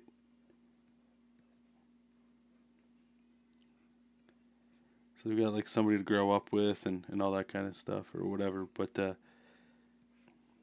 we had Alexander, and it's like there's lots of times where he's a handful, and you're like, oh, okay, maybe one's good. And then there's days where it's like it's a nice day today, you know, and you're like, man, really, I think another one would be great. It just bounces back and forth. It's hilarious. I have an idea for an original comic character. It's just so much work. Maybe this is the time to begin, though. Well, Lars, why do you say it's so much work? Making a comic or just actually turning it in, like the idea and all that kind of stuff? What's too much work?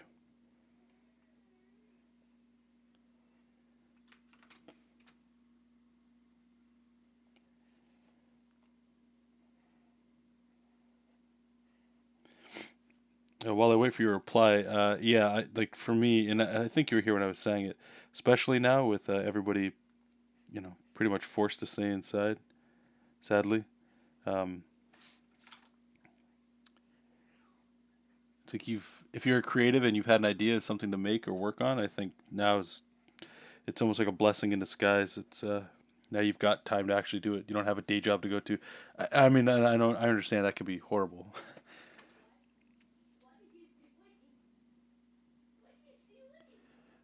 but yeah, we've been given time to kind of do stuff now. Your own stuff, I should say.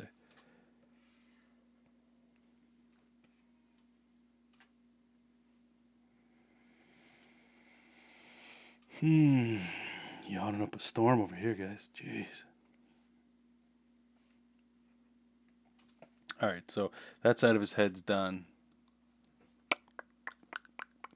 Mostly because I would have wanted him to have some. Okay, okay. How old's your son? Lars, I don't know if it's too much work. Maybe it's more a matter of too little time with work and all. I'm not that efficient. Okay, that could be. That's what I meant. I have the time now. Okay. Well, maybe like is the idea or the story in your head? Is it like epic?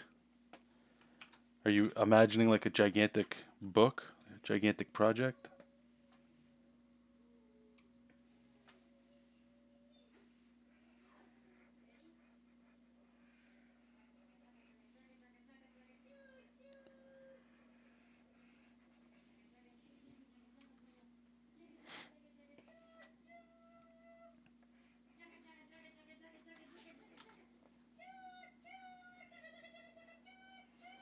Because like I've said too, man, and I think we've talked about this before. Is like uh, there's nothing wrong with short stories or just doing like a spin-off of a character that you had or just doing like a design or a comic of something super simple just to you know I would argue it's better to have something than nothing. So if in your mind the big thing that you wanted to tell it's biting off more than you could chew right now, there is nothing wrong with having like a 6 page comic out in the world. You know what I mean? Like I do feel like some artists, and I'm not saying this is you, but have this feeling of like if you put something out there and it's less than what you think it should be, it's not worth doing.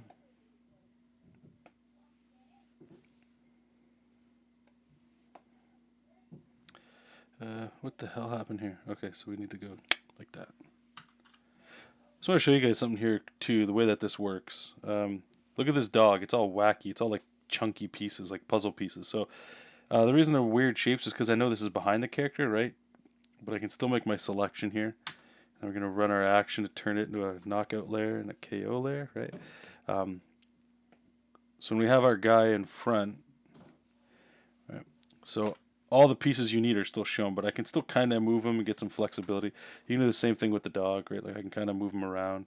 There's pieces all of a sudden that don't make sense, but you can fix that in inking, or you can, adjust stuff like that. But a lot of that gets sorted out when we start pushing things in front of other shapes there. Ben, what's annoying for me is that I've been I'm at one of my lowest points creatively in the last few months, and I feel bad for not getting it together. Nah, don't worry about that, dude. Like all the things I'm saying are like that's if you've got some health things that you're worrying about that you've been taking care of, that's a little more important. I would argue if you beat yourself up about this being like a wasted opportunity, like of all times, of course, while all this is happening, I could have finally did that thing. You're just asking for like a lot of self abuse. If you're able to, is my advice. Like if I had to 100% get food on the table or something, like I would be approaching this a little different than I am now, personally. So yeah, don't beat yourself up, or try not to anyway. It's probably easier said than done.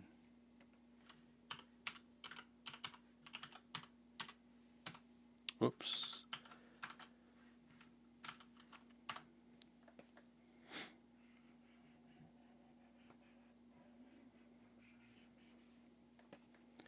Alright, so I know these dudes are going to be up in the front here. I'm just trying to break out some shapes.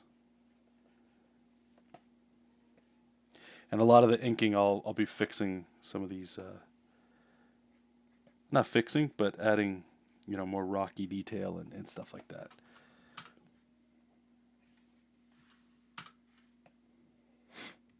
So go here, get our KO layer. Foreground, do the same thing.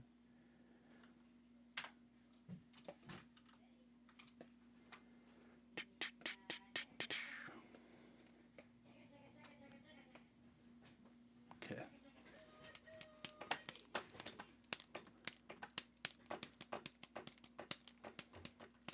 See you, Hero. Thanks for popping in, man. Lawrence, I don't have the specific story. I have a broad idea of what I want to do, and it might be too epic, but it's just a classic superhero story with a Danish twist. I might do some character design and see where that takes me. Yeah, dude. Yeah, I would do what Dennis is saying personally. Like, I have actually here. Let's do this. I've got a half hour here. Got a little bit of time to do some stuff. Let's Well, I'll try to skim through it because I don't I don't want to listen to myself. Comic is it? I have a video. Might help you out. I don't know.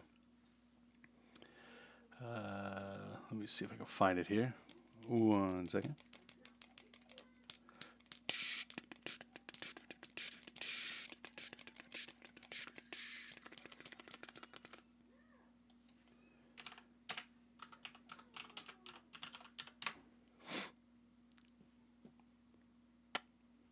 Of course, I can't find it. My inability to use good tags, I guess. My entire collection. View playlist. Okay. 1 second. It was like one of the more recent ones I did before taking a break.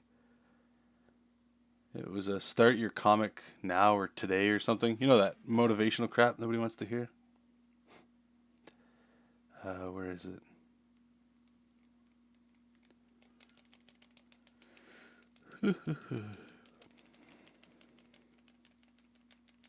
It was during a stream, and I broke it out of the stream, where somebody was saying something along the same lines as you,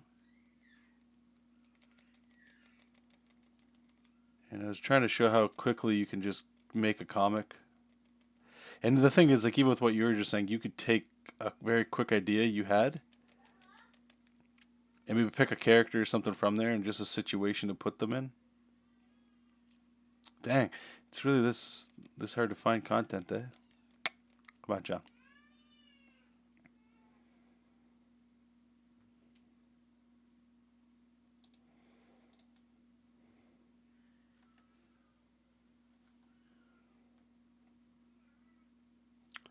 Wow. Okay. I think either. Yeah. Sorry, guys. It's super fun watching me try to find something. Off screen too. Maybe I reworded it something.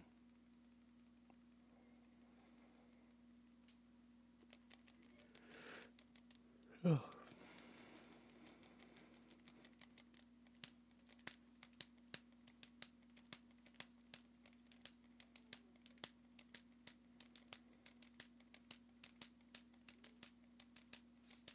Oh, there it is. Oh, here. Let me get back to you guys. Ben, hey John, is there some sort of angle perspective snapping tool? Yeah, I think it's shite. Where'd it go? Up at the top. Let me. Oops. This right here. This is snap to ruler, snap to special ruler, and snap to grid. So depending what you have on, you just click those and it'll snap. I don't know how it works with multiple rulers and stuff, but yeah. Let me refresh this. I don't know where the hell all the... Look at it. It's like everything's gone. Weird. Hopefully you guys can find this or whatever. Can't even see the title. What the hell? Let me see. Does it come back at all? What the hell's going on, YouTube? Alright, something funky's going on with YouTube. You guys can't see it, but this was... Hopefully I'll quickly go through that with you. If you're trying to find this on the recorded version, just try to search for Make Your Comic Today Exercise, and then it's called Real Talk. Let me just check something here. Yeah, I don't know why it's not. That's odd.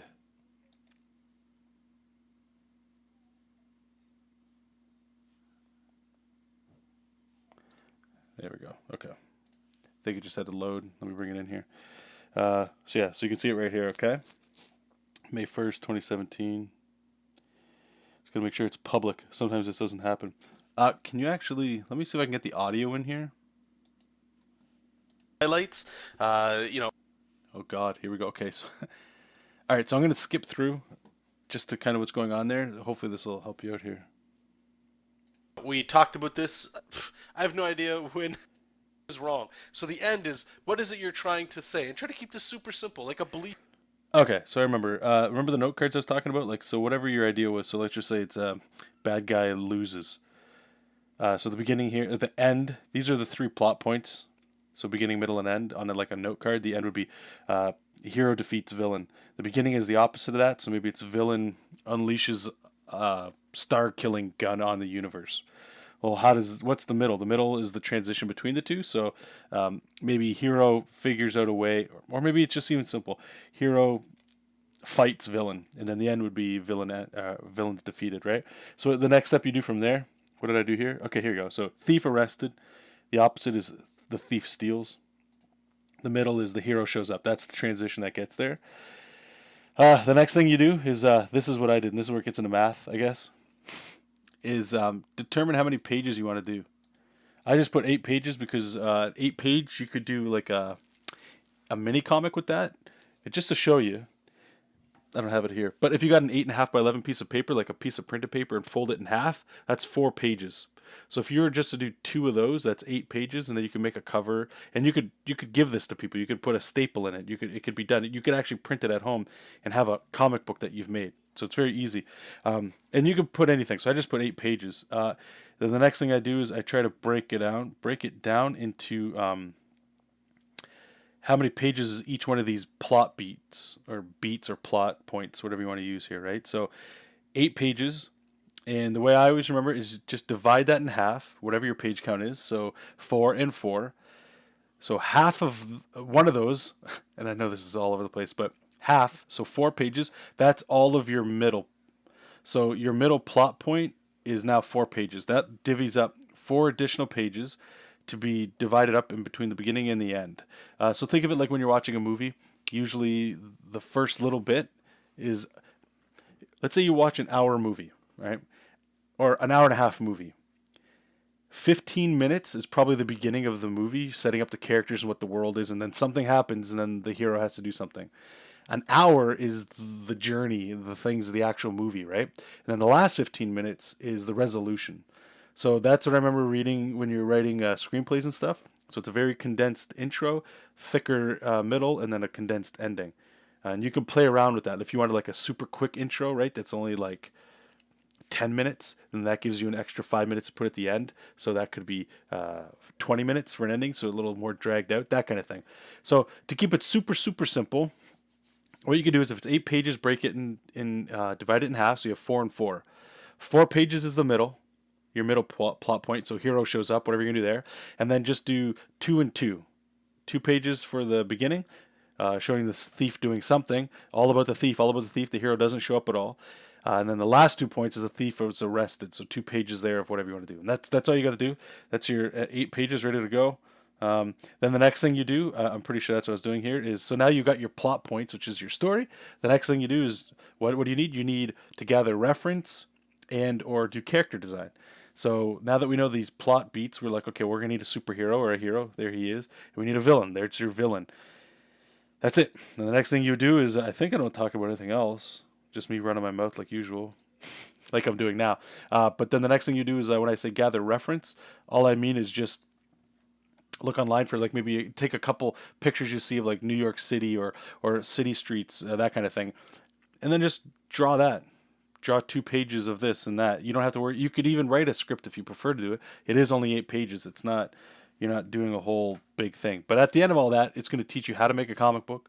You're going to have done, there's no difference between doing that and a graphic novel outside of the amount that you're doing, right?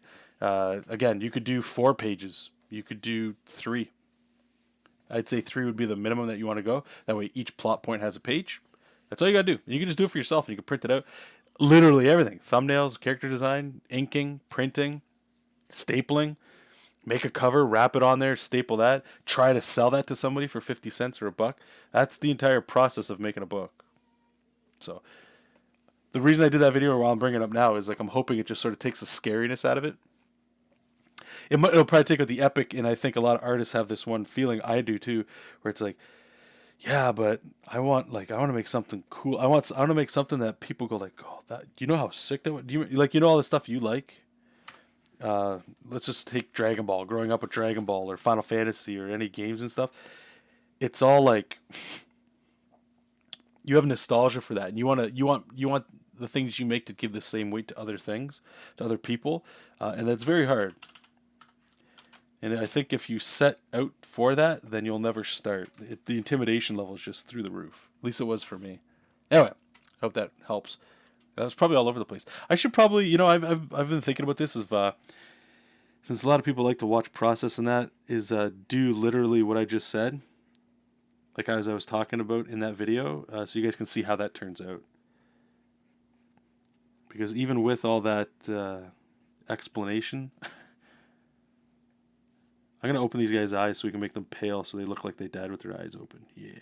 But even with all that information and without actually seeing it happen, people go like, yeah, but what do you do with this? And like, what does the cover? There's like, you start imposing more and more questions on yourself to the point where like, you just don't make. And really what you're doing is you're just making a mini comic. Or a zine, if you like to call them that too. They're addicting, man. They're real addicting, and they're fun. And I've said it before, like if you've got a superhero, like let's say I'll just make it about myself again.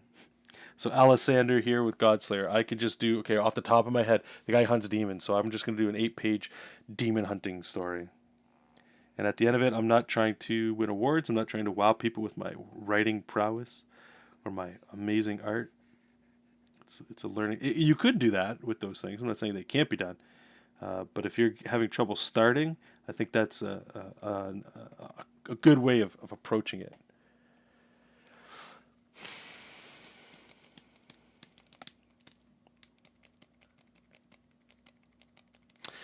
Chris is saying, I just watched a video where they broke down Hellboy short story, very similar, obviously more detail.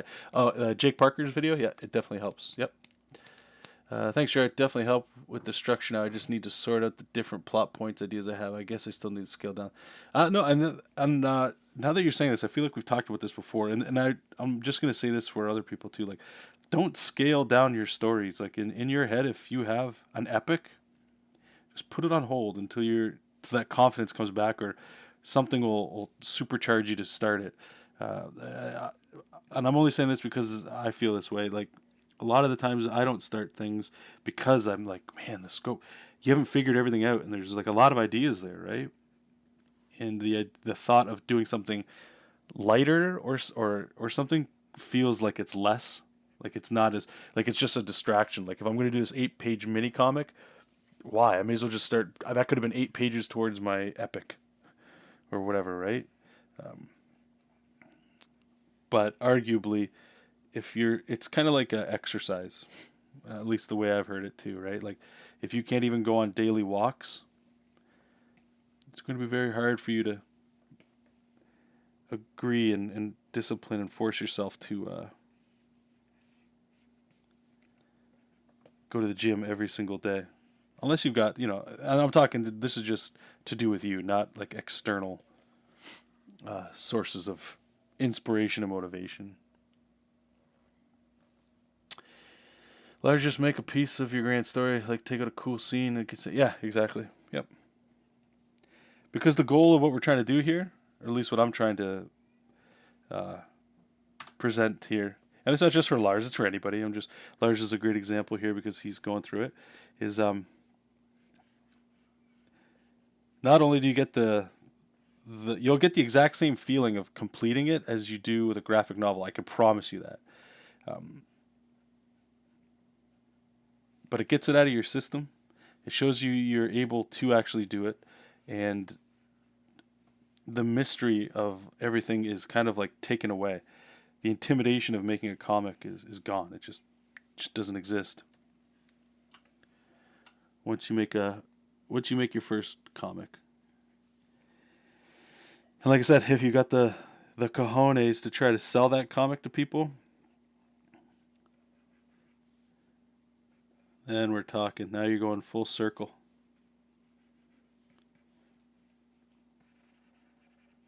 Because really the only difference between an 8-page mini comic and a 500-page epic is size, scope. You can still tell an awesome story or draw really cool, awesome things in 8 pages. If you want a good example of that, go to Marvel or DC or Image or any of these places that put on their websites like samples of like a book you can buy that's coming out that month. You know what I mean? Like,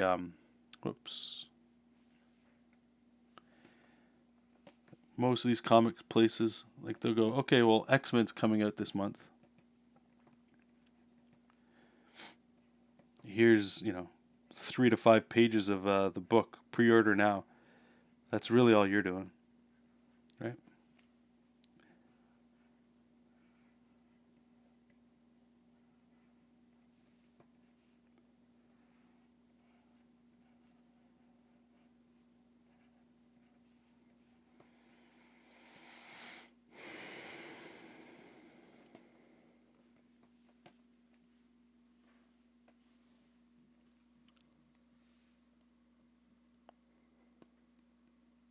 Yeah, there you go. See, DC made. PJ saying largest.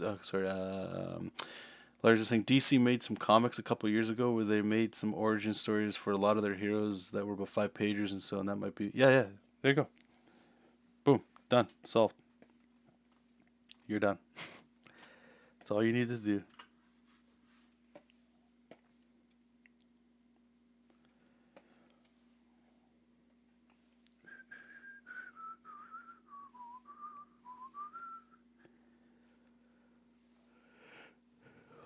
What time is it? Okay, we got about 9 minutes left, guys, and then that's going to be it for today. So thank you, everybody that's been a part of this. All the viewers that have been coming and going, I appreciate it. All the comments, the discussions we had, the feedback, it's all been great. If you guys had anything else you had a question about or anything you wanted to talk about or ask me in particular before we wrap up, just jam it in the chat now. That way I can get to it. And if not, that's cool too. Appreciate you guys stopping by today. Feels good to be back working on, well, right now streaming. But once Godslayer starts starting, I'll say, it's going to be really cool. Because I haven't worked like this in a while, man. Like worked on comics with you guys or... Oops, that's a little bit big. Just streaming content in general with you guys. So I've had a blast so far. Just kind of being back with you guys.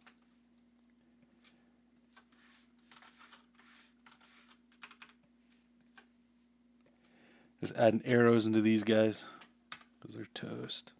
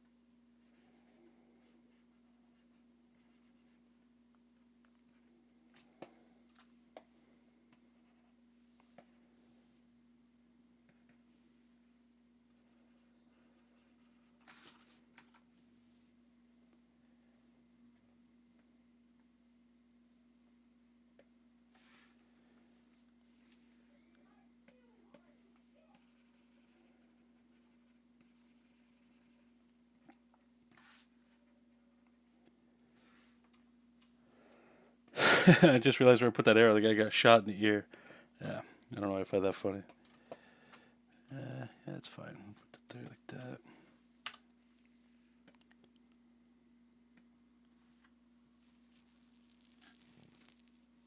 You John, before you go, any movie or show suggestions? I'm the worst person to ask for that. I don't really go to movies. Obviously now nobody does, but I'm so behind in movies and stuff. It's just nah. We just watched a show on Netflix, Kim's Corner, I think it's called. It's like a Canadian show. It's actually pretty good. I didn't mind it. Kim's Convenience, not Kim's Corner. That's something else. Not that. Although that sounds kind of hilarious. All right, there we go.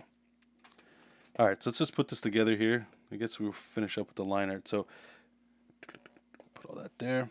Okay, so our foreground. What are we doing here? So foreground, we got that rock that he's on. Hero, background, dog, background, foreground. If we move the foreground up, what does that look like? Okay, that's no good. Can I move that down? That doesn't matter. We're going to put rocks there. Cool. I think we're good. So all we would do now here, because I'm going to just wrap it up and take off. Hey, Johnny, you're popping in right at the end. What I would do here is just thicken up the line art. Or not the line art, the contour line. So actually here, I'll do that with you guys. So the main hero, we want him to pop. So I usually go like 5. 5 is a nice chunky line there. So we got 5. So who's next? So this dude in the foreground. This guy. Grab the contour layer and I'm going to put that 5 as well. Right.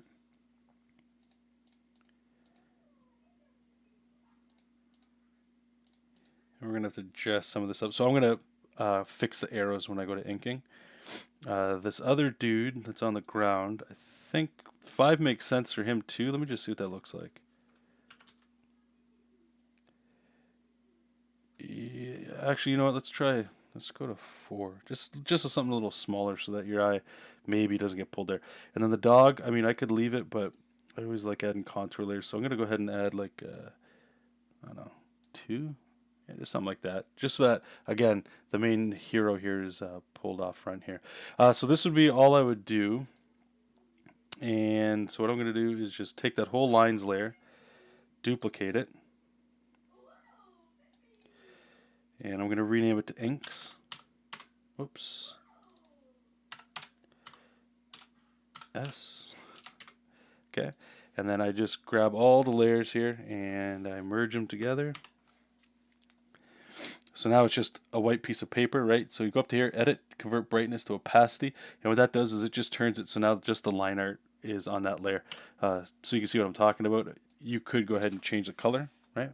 But this just lets me put color behind it, and it just helps with inking because now it's all just one small little file. Because the file size does get beefy. In Photoshop, this is a problem. Clip Studio, I think it handles file size really well, so it's not a huge deal. But yeah, so this would be ready for inking, which we won't be doing today. I think, I don't know if I'm streaming it tomorrow. I need to get this finished ASAP, but priority after this one is getting Godslayer's plots done, because we're looking at 48 pages, right? So what I was sort of showing you, and you guys could zip back all the way to the beginning if you wanted to see it, but that beginning, middle, and end thing that we just did with Lars, it's like that, and then again, each one of those gets a beginning, middle, and end, and then each one of those gets a beginning, middle, and end, so it really starts thickening out. By the end of it, I think we end up with about like 26 beats, something like that, and if we're doing a 48-page book, then we can start fluffing it out with other things. So it's going to take some time, but in my head I already know where we're going to go with it, so it's just getting it out because I can't start until that's done. And again, I highly recommend if you guys are interested, go back to around the beginning of the video, and I talked about the process briefly that I did with JESOP King, which is what I'll be doing with here. If I could quickly sum it up, it's just get the plots. There's no script writing, it's just the plots, and then you take those plots and you make thumbnails from them. And whenever there would be speech that you haven't come up with yet, you just put a little circle for a balloon going, this panel needs a balloon. What the other thing I like to do is with those plots is I like to make a little note on them. Is this a story plot? Like, are these pages story? Because if they are, then we need more of those circle balloons. Then once I get to inking those pages and drawing them, I get all that time to think about what they're saying in that period of time. The plots are the direction of the story, so I already know where that's going. The dialogue and stuff, I can figure that out. I don't need to personally. So it's just the idea behind it is to get drawing as soon as possible, not write the perfect thing. And I feel like it helps a lot working that way, especially for creative, or not creative, but artists and or people who don't like writing. Right? Because if you're working on 48 pages and you need to write a 48-page script, that's going to take some time. And once you might get burnt out working on that for a month, and you might jam it out in a weekend and then go, okay, maybe, nah, I don't want to start because it's already all out. You don't get to discover anything new, so it kind of loses its sex appeal for you. So anyway, Euro popped in. See you later, buddy. Haro, welcome back, and see you later, my man. Dennis rewatched The Interview yesterday. It held up pretty good if you're into Seth Rogen film. The Interview, okay. I'll have to see. I don't really like Seth Rogen that much. I don't find him that funny, but I appreciate it. Cool. Okay. Thank you guys. I appreciate it. And let me just see, make sure everything's all set up over here. And yeah, I guess the last thing I would ask before I absolutely take off here is, oh, I didn't even show this. I apologize. I'll do this real quick and then ask you guys to check something out. Yeah, I'll talk about this in the next stream, but real quickly, what this is, I did this with JESOP, I'm going to do it with Godslayer, is these are the pages, right? So silhouettes and roughs, lettering and writing, line art, inks, color, and gray. What this does is, all you do is I use increments of 15 minutes. That way, so it's quarters, right? So 25 would be 15 minutes, 50 would be half hour. So let's just say page 1, the roughs took an hour, lettering and writing took 2, line art took an hour, inks took 2, coloring took 5, right? What this does, okay, and I'll just show you page 2. was 3 hours for the roughs, 1 hour for the writing, 1 hour for the lines, 1 hour for inking, and 10 hours for coloring. Oh my god. All right, so what this does is as I'm going, this is going to give me an overlook of how long the project has taken me. So up at the top here where the total is, I've spent 4 hours doing silhouettes and roughs on the project, 3 hours writing, 2 hours doing line art, right? The average is the average divided amongst those pages. So why that matters is eventually, once you get into, I usually find about like 4 to 10 pages is when this really starts to hit that sweet spot. I can always come back and look how many hours I spent actually drawing and creating the book, which is always fun. That's more for me, just to be like, wow, it took that long. But the average is what I'm looking at. This is the important part because based on these 2 pages, it takes me 13 and a half hours to do 2 pages. And of course, the context of what's in those pages matters a lot, but that's a good, target to kind of see because I can look and adjust my week, right? I'm like, maybe I got a lot of house things I need to do this week. I only need 14 hours to hammer out 2 pages. So that, do you see what I'm saying? That lets me know how many more hours it's going to take me to like hit a milestone or wrap up a project. So I kind of went over it now, but I'll show a little bit more in depth, and I'll show the JESOP one in another stream. If I forget, please, guys, remind me. I will try to make this public. I thought I did during a JESOP stream, but I guess I didn't. But I'll make a tweet or a post about this. So for those of you that are interested, you guys can just plug in your own hours, and you'll be good to go there. The last thing here, and then I'll literally say goodbye, is please, if you guys dig what I'm doing, I'm trying to beef up a mailing list here. So just go to, you can actually see it on the screen right near my ugly face there. It's bit.ly/jarmail. It's just a mailing list. I'm sending it out once a month, once every 2 months, just a consolidated list of the things that I've been working on all over the internet. So if you like following me and going like, oh, I'd like to see certain things, maybe you don't have a Twitter account, maybe I posted something there that you guys might like. I highly recommend, please check that out. Also, this is going to become a little bit more important once we start pushing towards like Godslayer, like the next crowdfunding thing I'm going to do is going to start kicking off. So if you're interested in all that, please check that out. All the links are at the bottom of the stream like usual. And with that, you guys... Oh, Hero's sneaking in another question. And you work 1 page at a time? No, I do batch work. So 4 pages at a time is what my sweet spot is. So for those that don't know, four pages at a time. So I'll thumbnail the entire book first. That I'll do the whole book, at least because, like I say, the way I'm working is I just work on plots. So I'll probably schedule out a week to do all the thumbnails for that whole book, and that lets me still see the rhythm of the story. So even though I might not know the actual dialogue, the plots are like my map, and I'm just drawing how that works. And that works really well because the next step is 4 batches of 4 pages. So I'll take page 1 to 4 and do the roughs and the silhouettes to break down what's there. Then once all 4 pages of that are done, then I'll do the 4 pages of roughs, tightening them up, and then 4 pages of line art, inks, and then color. What that lets me do is it lets me just stay in the headspace going like, okay, I'm just doing coloring for the next 2 or 3 days. And then once that's done, it lets me go refresh my creative palette and then go back into scribbling again. Because what I used to do is what I think a lot of people do, especially if you're working at Marvel, or you'll hear a lot of people say you need a page a day. That's like... And I used to do that, work on a page a day. So I sit down, make my thumbnail that day too, or I would have them, and then just get the pencil. And I couldn't leave that desk until that page was done. I don't like working like that anymore. I feel like it's exhausting day in, day out of just, here's a blank page and I have to leave with finished art. It doesn't work good. Especially, you don't know what life's gonna do. I might have to go do stuff, right? But if I know I've only got these things that I only have to do roughs today, huge. If I only have to do line art, I know how far I need to push it.